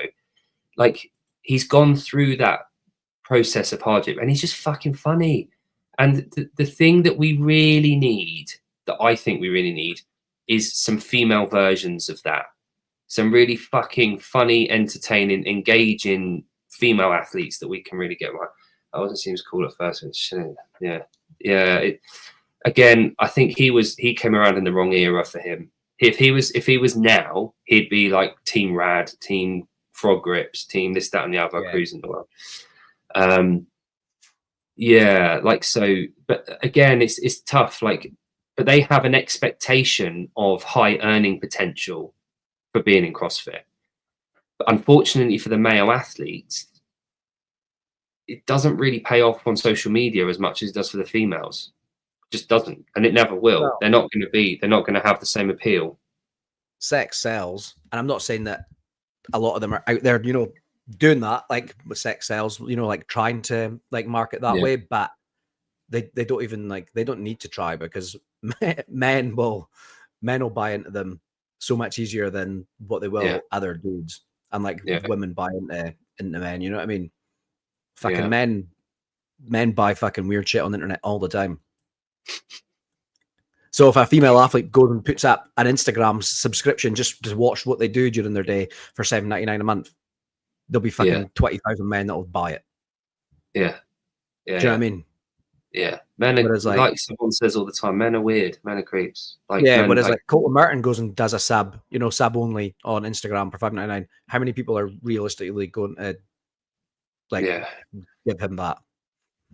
I would. I'm pretty sure he's got one on offer if you want to do it. Go halves on it. You know what I mean? But again, we spoke about this the other week. I really, really, really want to know. I really want to get back engaged in the sport. I really want to. I really want those personalities to be there. I really want to engage with it. I really want to be entertained by it. But something isn't quite clicking for me at the moment with it. We're getting there. I love watching the games, but I don't really care about everything else leading up to it. If that makes sense. Yeah, it's the circus.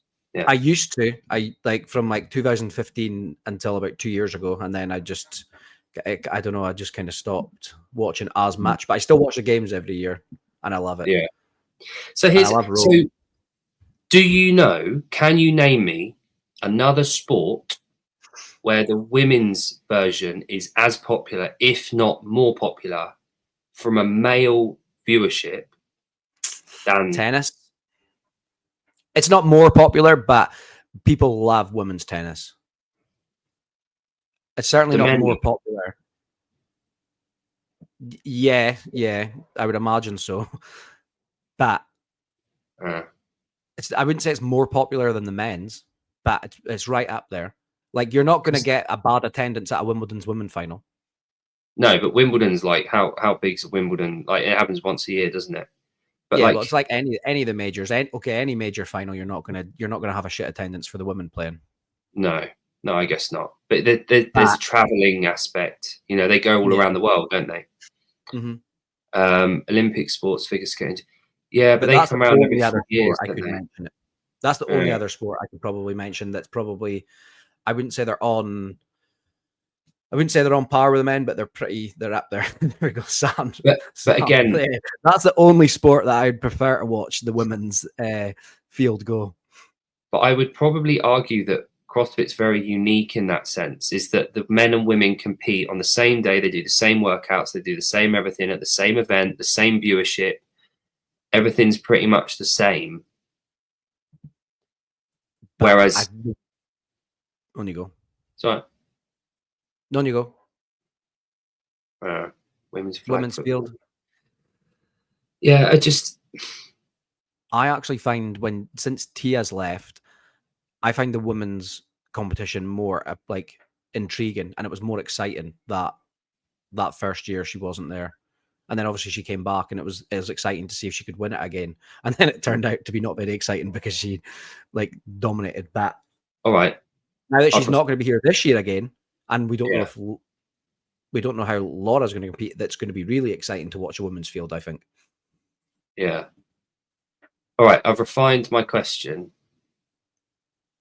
And while you're thinking of that, I don't think we'll ever see the women's champ more popular than the men's ever again. I think the Williams sisters came along at the right time, and they were a very unique pair. And then obviously Serena was like, she skyrocketed. Like, she took women's tennis to another level. Yeah. Cheers, Ken. Apologies that Dave didn't turn up or hasn't yet. Yeah, sorry. But we've been going for nearly 2 hours and he's not here. So the participation rate in spectators of sports. Sharapova, yes. Wasn't she with Enrique Iglesias? No, that was Anna Kournikova. That's the one before. I met her. Yeah. But participation. So I reckon everyone that goes to the CrossFit Games to spectate. Yeah. Is she? Everyone I don't even know. Is she Gotatorian? Yeah, she does. Yeah, Fuck. She's listed. Oh, yeah. Okay, there we go. She is going to be back. But like everyone that goes to spectate the CrossFit Games or the French Throwdown or the Torian or name any other semi-final event, they probably participate currently in CrossFit, and it's very linear. So we know what they're doing, and we participate three or four times a week in what they're doing on the floor. Whereas people that spectate like gymnastics at the Olympics, or what were the other ones, like volleyball, I know it was in jest, but like how many men participate in those sports that they're watching women doing? I don't think there's many that come close to that. Well, you couldn't name a beach volleyball player. No, I wouldn't know where to watch it other than the Olympics. That would be like Eurosport. All right, what time? What like day? Probably like 2 a.m. That's when I used to watch. That's when I used to watch it. Yeah, but it's just, I don't know. It's one of those, like, F1 I will watch religiously, but fuck me, I'm not driving an F1 car. Like, I don't know what they're doing. I can't relate to anything that they're doing, but I love the spectacle of it. Even people that drive F3. Yeah. Did you see the F2 smash today? Like even they wouldn't understand like what goes on in an F1 car. No, like, no. Like, they're just You know? insane reaction times. Yeah. There was a massive smash at Monaco today in the F2. There was like 13 cars smashed. But yeah, but no, I can't remember the point I was going to make. But I want more female personalities in CrossFit. I think some good ones are emerging. Yeah, like Gazan did a lot for her. And I hope people see that and think, fuck, why have I not behaved like this? Do you know what I mean? Yeah. Instead, they're trying to protect an image that they don't actually even need to protect. Yeah, it doesn't exist. But because they've separated themselves from the affiliates, they see themselves as these lone wolves that need to, they're working in the shadows and they're doing this, and I'm a professional athlete. Whereas then, if you were working at an affiliate and you were part of a community, you wouldn't necessarily take it as seriously as that, I guess. Look at fucking Rick. Look at Ricky. Got caught cheating. He just came out. He was like, "Yeah, I took it." He says, "I got fucking told about this. I got told about this drug, and I thought, yeah, I'll take that." Do you know what I mean? Yeah, but fucking. You know what I mean? It's like it's fucking it's mental. Like, and he just came back in and he went through fucking 4 years of just more than that. Even now, I can imagine when he posts on Instagram, he'll still have people fucking like at him for that. And if he was to come back and win the games, people would still call him, a cheater and whatnot. But he's not out there trying to defend it every time. He's just going out there just doing what he does now. He doesn't need to protect that. He doesn't need to protect an image that, as you said, isn't there. It's just he can just be himself. He's Australian as well. They genuinely don't give a shit. Yeah. But like nailed it. Yeah, protect him. But I would argue, right, the last few years, Colton Mertens becoming this online persona, this joker, this quips, going into chats and making comments and making funny posts and stuff. It was what was lacking in the men's field, and all of a sudden, in the last year, they're all doing it. They're all trying it. They've all realised, oh, I can do that. I actually have got a personality that I can use, and it's okay to be funny. It's okay not to come across as this fucking superhero, because what they do on the gym floor is fucking superhero shit. They don't need to have that I'm serious thing, why so serious thing. And Colt Mertens has sort of done that, and Taylor, like. What they've done in the last year is fucking opened up the men to feel a bit more like I can be a bit of a joker and a clown and have a laugh and create content that's going to engage people and find me funny. I think we need more female presence for that. Other than the gratuitous sort of toe spacer ass stuff that's hopefully sort of made its way out now, because it was getting so obvious. But like, I want female fucking personalities that are fucking hilarious that everyone can kind of jump on board and be part of, like it would be pretty cool to have a personality like that. It's not even just in fucking, like, we're talking about CrossFitters here, like CrossFit Games athletes, but it's in the fitness industry wide. You've got people that are trying to protect an image that they think they need to, online coaches that are, posting up ridiculous. Well, we've seen the satire ones of ridiculous morning routines and showing like their full day, like what they do in a day. And most of it's fucking bullshit, because they think that that's what prospective clients want to see, and that they think that that's what they need to be doing. Whereas like, you'll never see me posting fucking ridiculous shit on my page. That's why I think I actually get clients in, because it's like, oh, I'm just myself, I'm relatable. Like, I posted that story, I don't know if you've even seen it the other day. I was talking about people that use that, you know what, this is what legends are made. That fucking mate, I saw that. I said I said that as well. Like, this is how legends are made. As soon as I hear that, doing the most mundane shit, and it's like they're using that sound. And I was like, everyone that watches your reel with that sound just thinks you're a dick. But then I've been using it like in like silly ways. So like, I was like, sitting in my car eating a Magnum. Yeah. But Like this is that's the shit that people, like most coaches, wouldn't like show themselves doing because they just pretend that they don't do that kind of stuff. Yeah. It's like But here, everyone does it. That right there, that's what meme was. It was a replication of itself to demonstrate another meaning, right? So the whole meme, and this isn't what Grant does, the whole meme thing on social media and remixing, you know, like you see the same fucking video and content being made by 10 different people doing the same skit, the same joke, right? That right there, from day fucking one, I hated unoriginality. I despise it. It's gross and it reeks of shit. Not wearing a Magnum, eating an ice lolly, a popsicle. Yeah, we've got them. Yeah, I'm not sure you've got Magnum. The annoying advert when they crunch into it goes, and I want to fucking smash the telly up. Grant, don't get me wrong. I don't hate training memes. I'm talking about people specifically using that sound. This is what legends are made, and they're doing the most mundane kind of shit. Or I hate people that say that they're on the grind or they're in the trenches or whatever it is. And it's like, no, you're not. You're just going to the gym, but you're fucking lifting weights. It's not that big a deal. Yeah. Like the thing is, it's, and this is why I have never ever done what's the social media thing, because you didn't go out and mush. Buy mush. Oh, that was that fucking overnight oats shit, wasn't it? Matt Fraser was peddling that. Remember? It was mush. It was like the protein oats. Oh, yeah. I'll just have some porridge.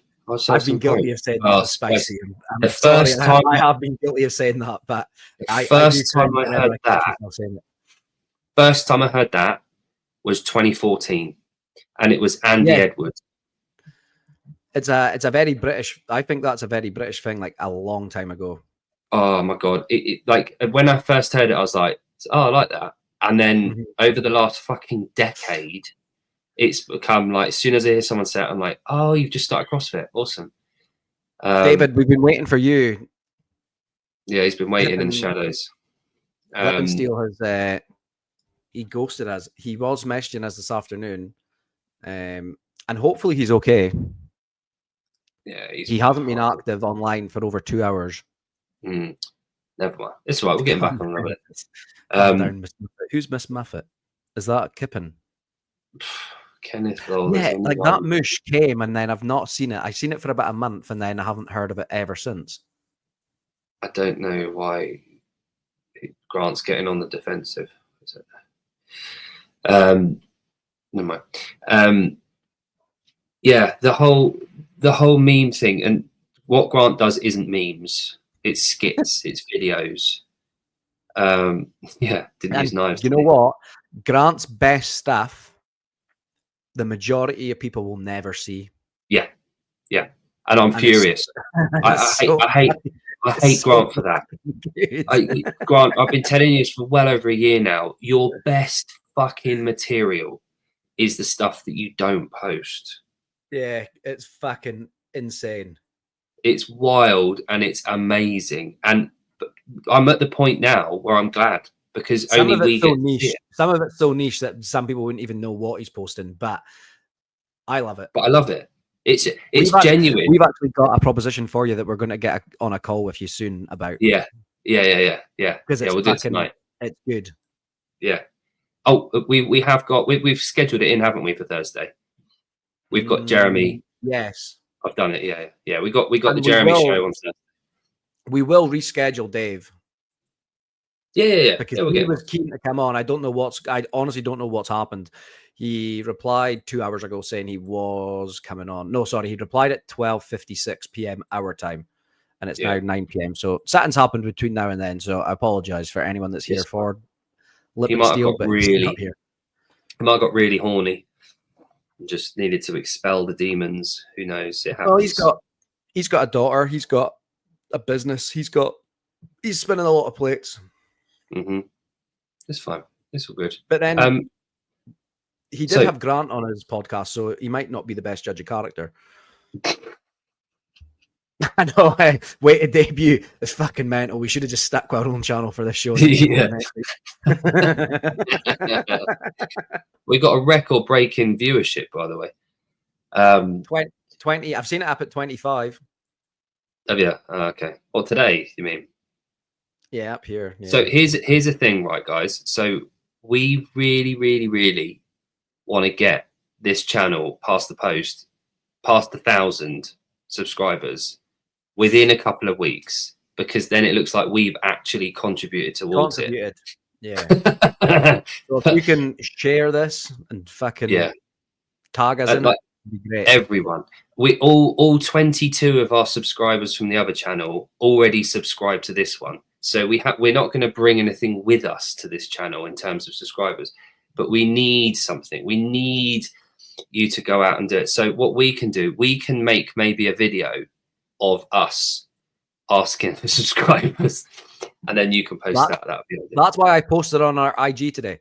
That's why I posted that story, because there is people that obviously won't have heard of the Glintons that follow us, that are just like PT clients, people that follow me locally, that they're not fans of mine. They're just being nosy.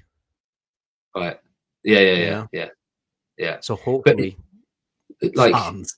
That's really fucking gay. Fans, yeah. Grant, can we get Grant to just dress up as Dave and pretend that we've had a show with Dave? I could do. That's very kind of you, David. That's probably the nicest thing you've said. Do you know what my 2026 goal is? To meet David. I don't know if Jake could do a backflip. I can't. I'm fucked. I'm like, I've never done a black flip. Whoa. What would a black flip be? Can someone tell me what that would be? I've never done a backflip. Did I tell you about the whole language thing with my cyst?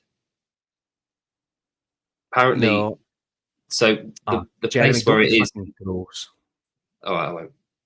No. I've said to Jeremy, don't be fucking gross. Oh, he always comes in here and just smuts it up, doesn't he? Yeah. Yeah, tell me about your. Oh yeah, the place in the brain where my fucking little mate is. Oh, for people that don't know, Jake's got a brain tumor. It's not a tumor. It's not a tumor. Not a tumor. It's a cyst. But anyway, the place tumor, where it is. Huh? It's not a tumor. It's a cyst. It's a cyst. So I'll bring it up another time. Cheers. No, tell me. I'm trying to find. I did have a picture of it. I was just trying to find the picture of it so that I can show you. Take your time. We've been on for nearly 2 hours without. Yeah, it's not gonna. I'm surprised when Dave didn't turn up. I'm not even going to lie. For the first half an hour, I was fucking panicking. Oh well. And I already sent Jake a voice note about half an hour before the show, saying it was the first show that we've done that I was actually nervous for. And I was like, no one was because all our other shows since January, no one's watched them apart from the people we know. But we only come on here once a month, and it's not to be serious. It's to fucking show silly videos and whatnot. And it's not like we're not serious anyway, but yeah. There we go. He's opening up to us. Yeah, he is. I'm opening up my scans to you. There's nothing on it. Show you. So hang on. So this is from. Hang on. This is from the back of your head, looking forward through the brain. Right. So this is taken from behind, so to speak. And this black area here is a cyst in the brain. And that's sat right behind in the left temporal lobe, just above the pituitary gland. So the left temporal lobe up here is all language and emotion. So it kind of explains why I genuinely don't care about a lot. But also, they said as it continues to grow over my lifetime, it's congenital. So I've had it since I was born. but language and speech tend to change as you get older. So since they've told me about that, I've become really aware of if I stutter or if I don't talk properly or I can't think of the words or anything like that, which is perfectly normal for people to do. But every time it happens to me, I'm like, oh, Do you think, yeah, oh, is that's that why. that? Is there any way to negate that at all by doing, you know, like brain training, like gait, like, or is it just like Okay. it'll be what it'll be? No, Does that impact your abdubla oblongata? what was the Do you know what that's from? Grant will know what that's from. I do a little no, do you remember the fucking My mama said it's the abdubla oblongata. That's a really bad what's impression. the sheath? You should know this. Trish will know it. Corpus callosum. You know the sheath. I know what you're talking about, but I can't remember where that's from. Yeah, so in the what do we call it? In the XFM show, I think it was an XFM show. They're talking about their caller in, and they were talking about the corpus callosum. It's the link between the left and right hemispheres of the brain. It's like a sheath of material, and they were saying that they found a link between being gay and the size of your corpus callosum. That's what it was. Yeah. Yeah. Apparently, if you've got a short one, it means you're gay. But yeah. What's this about? Nip tuck, Gatorade. Adam Sandler. I know loads of people. It would be cool if you and Colleen both got your brain scans and seen if they were both short. Yeah. Apparently, there's a link between it, but I don't know how true that is. But, Jeremy has a short sheath. Yeah. I'm still getting over that picture. Garrett and Colleen, did I send you the picture of that guy from that jiu-jitsu competition? I think it was this morning. You did. You did. All right. Oh, apparently Sean messaged him and asked him if it was his dick. If it was real.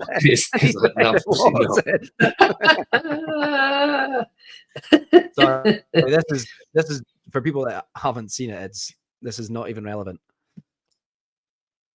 Yeah. You're bringing it up.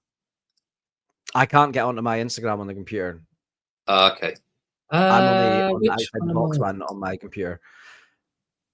When I set up my computer, I want as little distraction as possible, so I don't have the social media on my computer, and I always put my phone like away.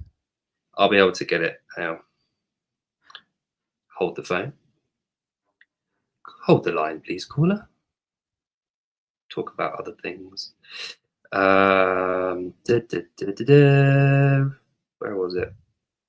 Do you get a lot of like random requests on your Instagram messages like, hey, this might be random, but my friend totally has a crush on you? Yeah. It's fucking so annoying. All the time. Hey, oh my God. And they call it like it's from an account that's like it looks like a normal name. Right, here we go. So fucking hell. Right, hang on. Right, now, Standy, tell me what you think when you see this. Standy would like the WhatsApp chat.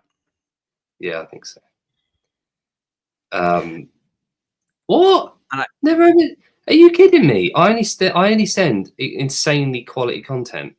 No, I followed Standy after Caleb spoke about her channel on the show today. Well, I like Sandy. Look at me, it's Sandra D. My daughter's getting to the age now where she wants to watch films like Grease and stuff. Oh, I can't be bothered. They're just shit. I hate stuff. Grease is terrible. I hate like sing-along shit. Like The Greatest Showman is literally the epitome of shit to me. Like, I can't stand that shit. When people dance and sing to show their emotions in film. Oh, have you watched the whole film? No.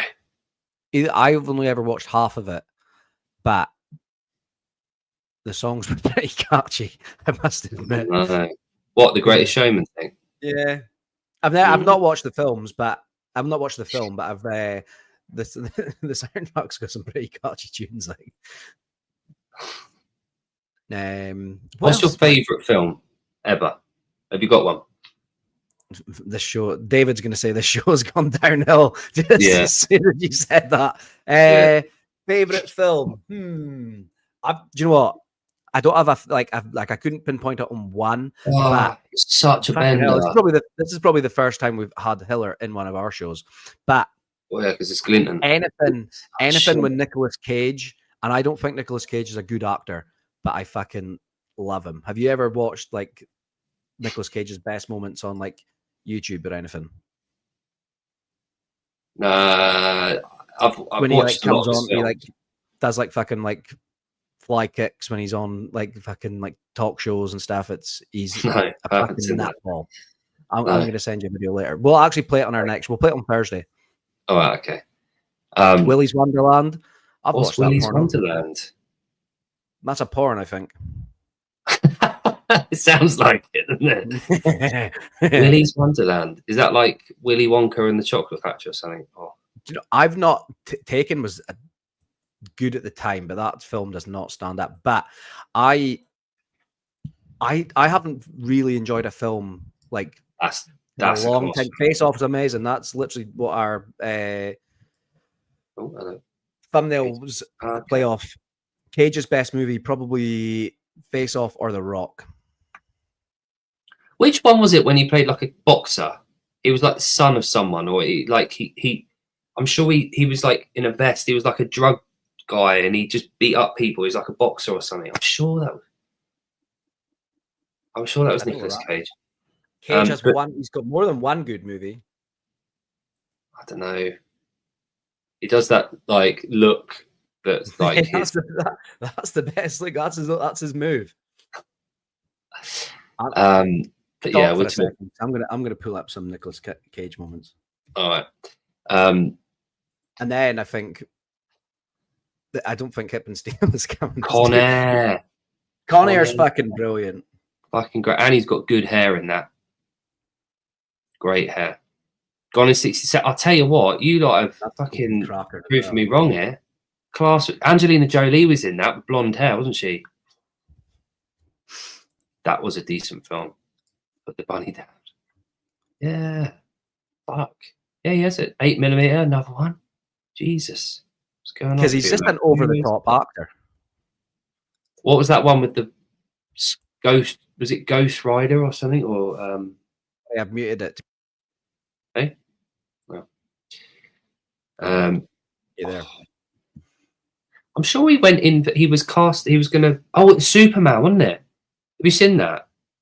He got, I think he either got cast as Superman or he went for an audition, and there's videos of him in the Superman suit with his long hair doing an audition. I think he got the job, and they cast him or something. I didn't know that. Talk show entry. Here we go. This is what I wanted to show you. Wait till we fucking pull this up. I as I was saying, I don't think the original Wicker Man was filmed in. Oh, where is that? Is that in Scotland? I don't know where that is. Where the original Trish was telling me where the Wicker Man was filmed. I'm assuming it's Scotland because they're telling me, but I don't know where that is. This interview here, right? Look how he enters here. Look. Welcome, Nick Cage.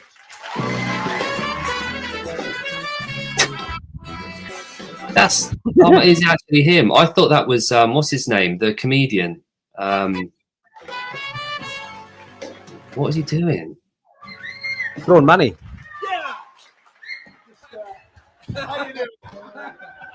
Ice? Is it Ice Clay or who's that stand-up? That American? Is it Dice Clay? Oh, Dice, yeah, Dice Man. I thought that was him. Now I'm gonna pull up a video. Anyone that grew up in the early 80s and early 90s, there was this American fucking program called Ghostwriter. This show's gone downhill, Ghost hasn't writer. it? Should we hang up? I've heard of So, I've heard of a ghost writer. No, I was about to pull up this fucking kids thing from the 90s that taught you how to write. Fuck me. This show's like total gone to shit. Has everybody in the chat heard of Mr. Blobby? Now that we're just fucking brain. Yeah, she was just bring up Mr. What a load of shit. I'm sorry, Garrett. I'm sorry. Instant. That's why they said don't delete the old account yet. We're on probation. I think we might have failed. Yeah, ghostwriter. All right, I'll bring it up. Hang on. Grant said this was an excellent show, but that was 20 minutes ago before. Yeah, fucking listen to what you've just said there. Grant said this was an excellent show. Yeah, I suppose. Right. And he was the one that fucking set this up. Yeah, exactly. So it's his fault. This is what I was on about. No. I don't remember this.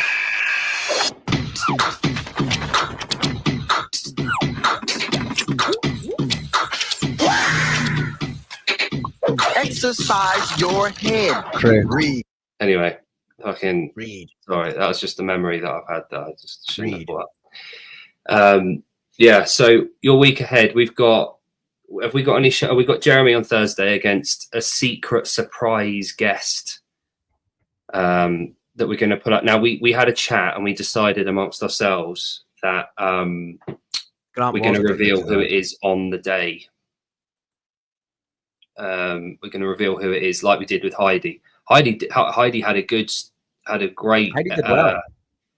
Yeah, but again, it was perfectly engineered. So we're Requiem this for a time Dream. it's not. What? This No. time it's not perfectly engineered. No, it's definitely not. It's not going to be geared up so that this person, so that she can beat Jeremy or he. Fuck's sake. Or they. Yeah, or they. Or them. Requiem for a Dream. Isn't that what was that Robin Williams film when his wife kills herself, and then he does it so that he can then try and find her in purgatory? Does that ring any bells with anyone? I don't know. It was a really weird film. Something that, but never mind. Someone will know. He done a few creepy films, like 1 Hour Photo. That was awesome. Yeah. That was a good film. Yeah, it was Requiem for a Dream. I'm sure. Yeah. Oh, I can't remember. I No, know you were asking me what my favorite film was, but I wanted to go back, and I'm sorry, we're going to derail it again. Films these days don't fucking really like do it for me, but TV shows that are coming out over the last few years are fucking amazing. Like, is there anyone watching Mobland? oh, here we go. Trish got it. Mobland Oh, I've seen that. Mobland is fucking unreal. with Tom Hardy. Yeah, but Yeah, Pierce Brosnan is fucking amazing in it, and so is fucking what's her name? Old bitch. Is it Judi Dench? No, not Judi Dench. Fuck, what's her name? Miriam. Yeah, Helen Mirren. Yeah, she is fucking amazing. Yeah, Birdcage is also fucking. Nicolas Cage has got some fucking brilliant films. Yeah. What's the one? Is it Man of War when he's the weapons dealer? That's fucking brilliant. Is that the one that I'm on about? Where he's like on a white vest and he got a little bit jacked for it and he punches people? I don't know which one you're talking about. 8mm is another good one. That's all about snuff films. What about Taboo? Lord of War, that's it. What? Lord of War. Lord of War, yeah. Not Man of Lord War. of War. Lord of War. Yeah, that's a brilliant film. Taboo's There we coming back go. soon. Series 2. They're going to start filming Series 2 soon. That was an awesome program. Taboo. He funded all that, I think. The BBC didn't want to fund it, so he did it. We were talking about him. We were, Stanley. We We're flipped. just getting off track. Yeah, we're you got to panicking. think it's 9:15 here, and we've undershot our promise that we get Dave Lipson on here. My monster count for this show is 2. And that's 4 for today, though. 4 monsters today. Yeah. Fucking hell. 4 monsters, 2 coffees. That is nuts. 4 monsters. Are they 180 The mil? pillar's still here. How many monsters have you drank today? He's probably gone. When I was in my 20s, I had a few monsters in one day. Dave Lipson, that's his new name, CrossFit. We've called him Dave Lipson. Yeah, what is your heart right now? What's my what? Heart rate.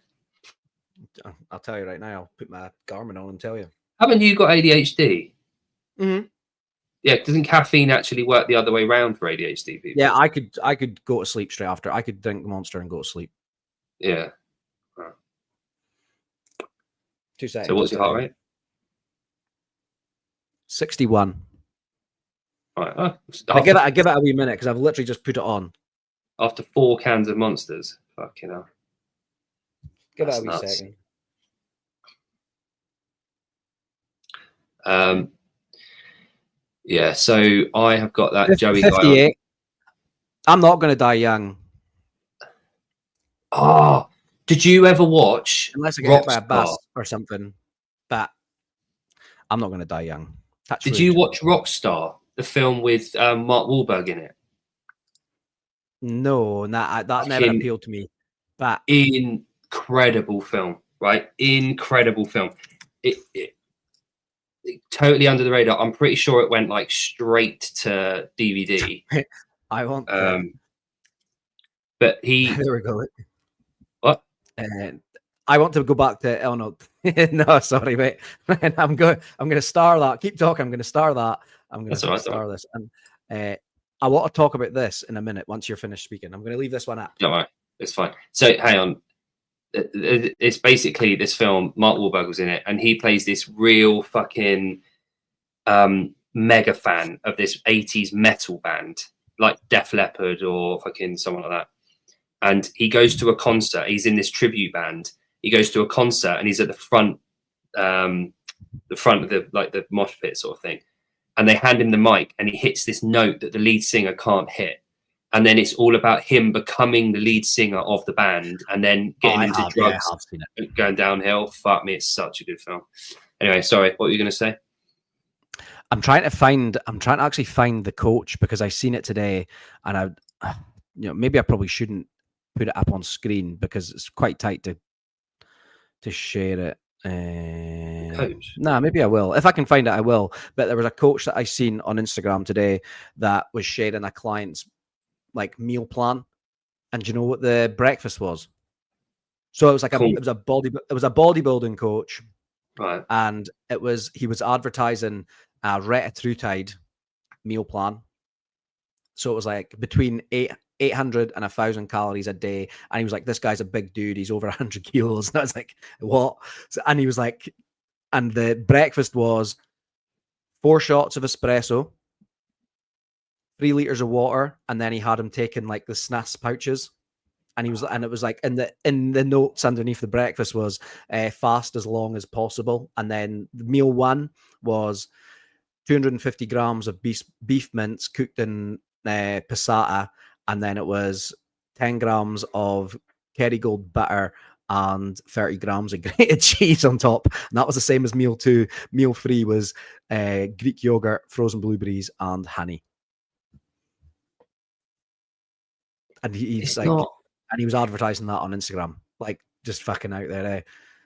It's not health, is it? It's not optimal. It's not doing anything. It's just. I'll try and find that post and we'll share it. Do you know what? I am fucking so glad I found CrossFit. Yeah, because that's what people are paying for. That's what a lot of people are paying for out there now. Can you imagine? I know you obviously can't talk. We can only hypothetical here, but let's say Greg doesn't come up with CrossFit.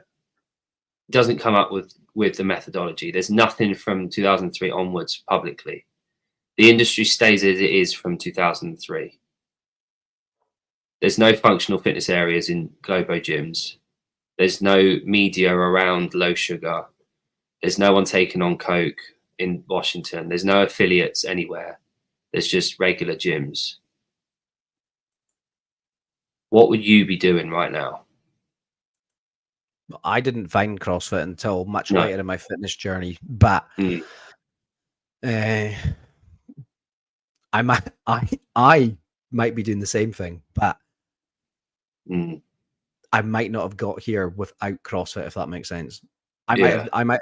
might have just been doing fucking regular fucking accessory work in the gym.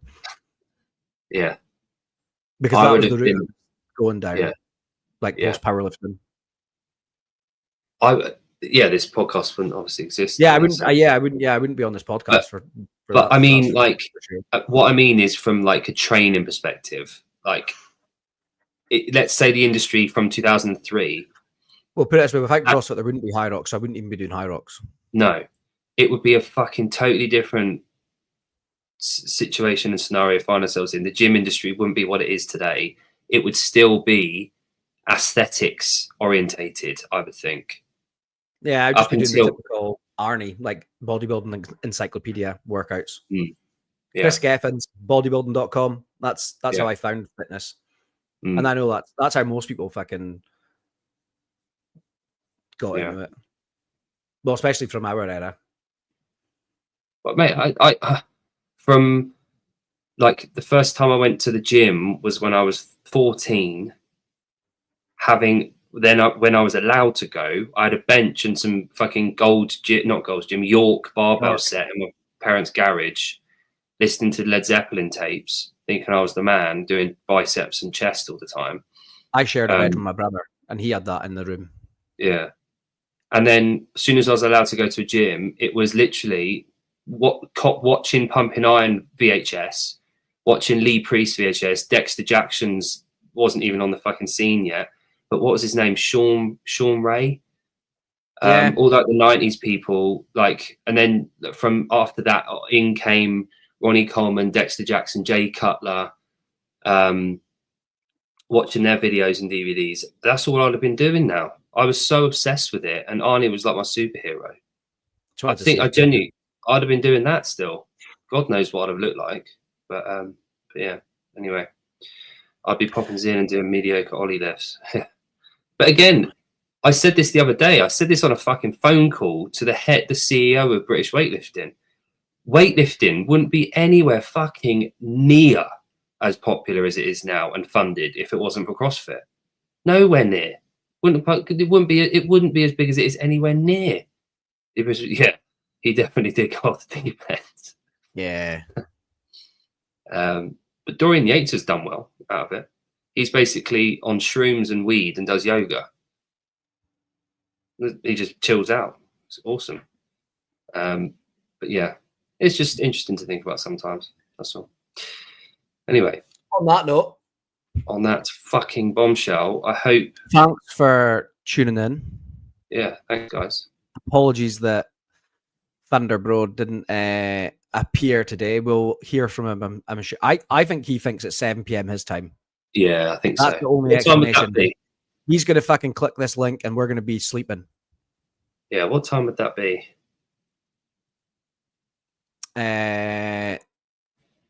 We didn't bring up the final boner question, but we don't have time for that just now. We'll bring that up. Remind us on Thursday when you're on. We'll bring up that. Thanks, David. 7 out of 10. That's the second nicest thing you've said to us tonight. Great show. Thanks. Grant thinks that as well. 2 people now think that. Excellent. 2 people. Two people think it was a great show. What did Jeremy say, Jakey? Did you bring up the final boner question? Yeah, let's not get into it right now because. All right, okay, cool. That's a long conversation. Okay. And on that note, guys, stay gay.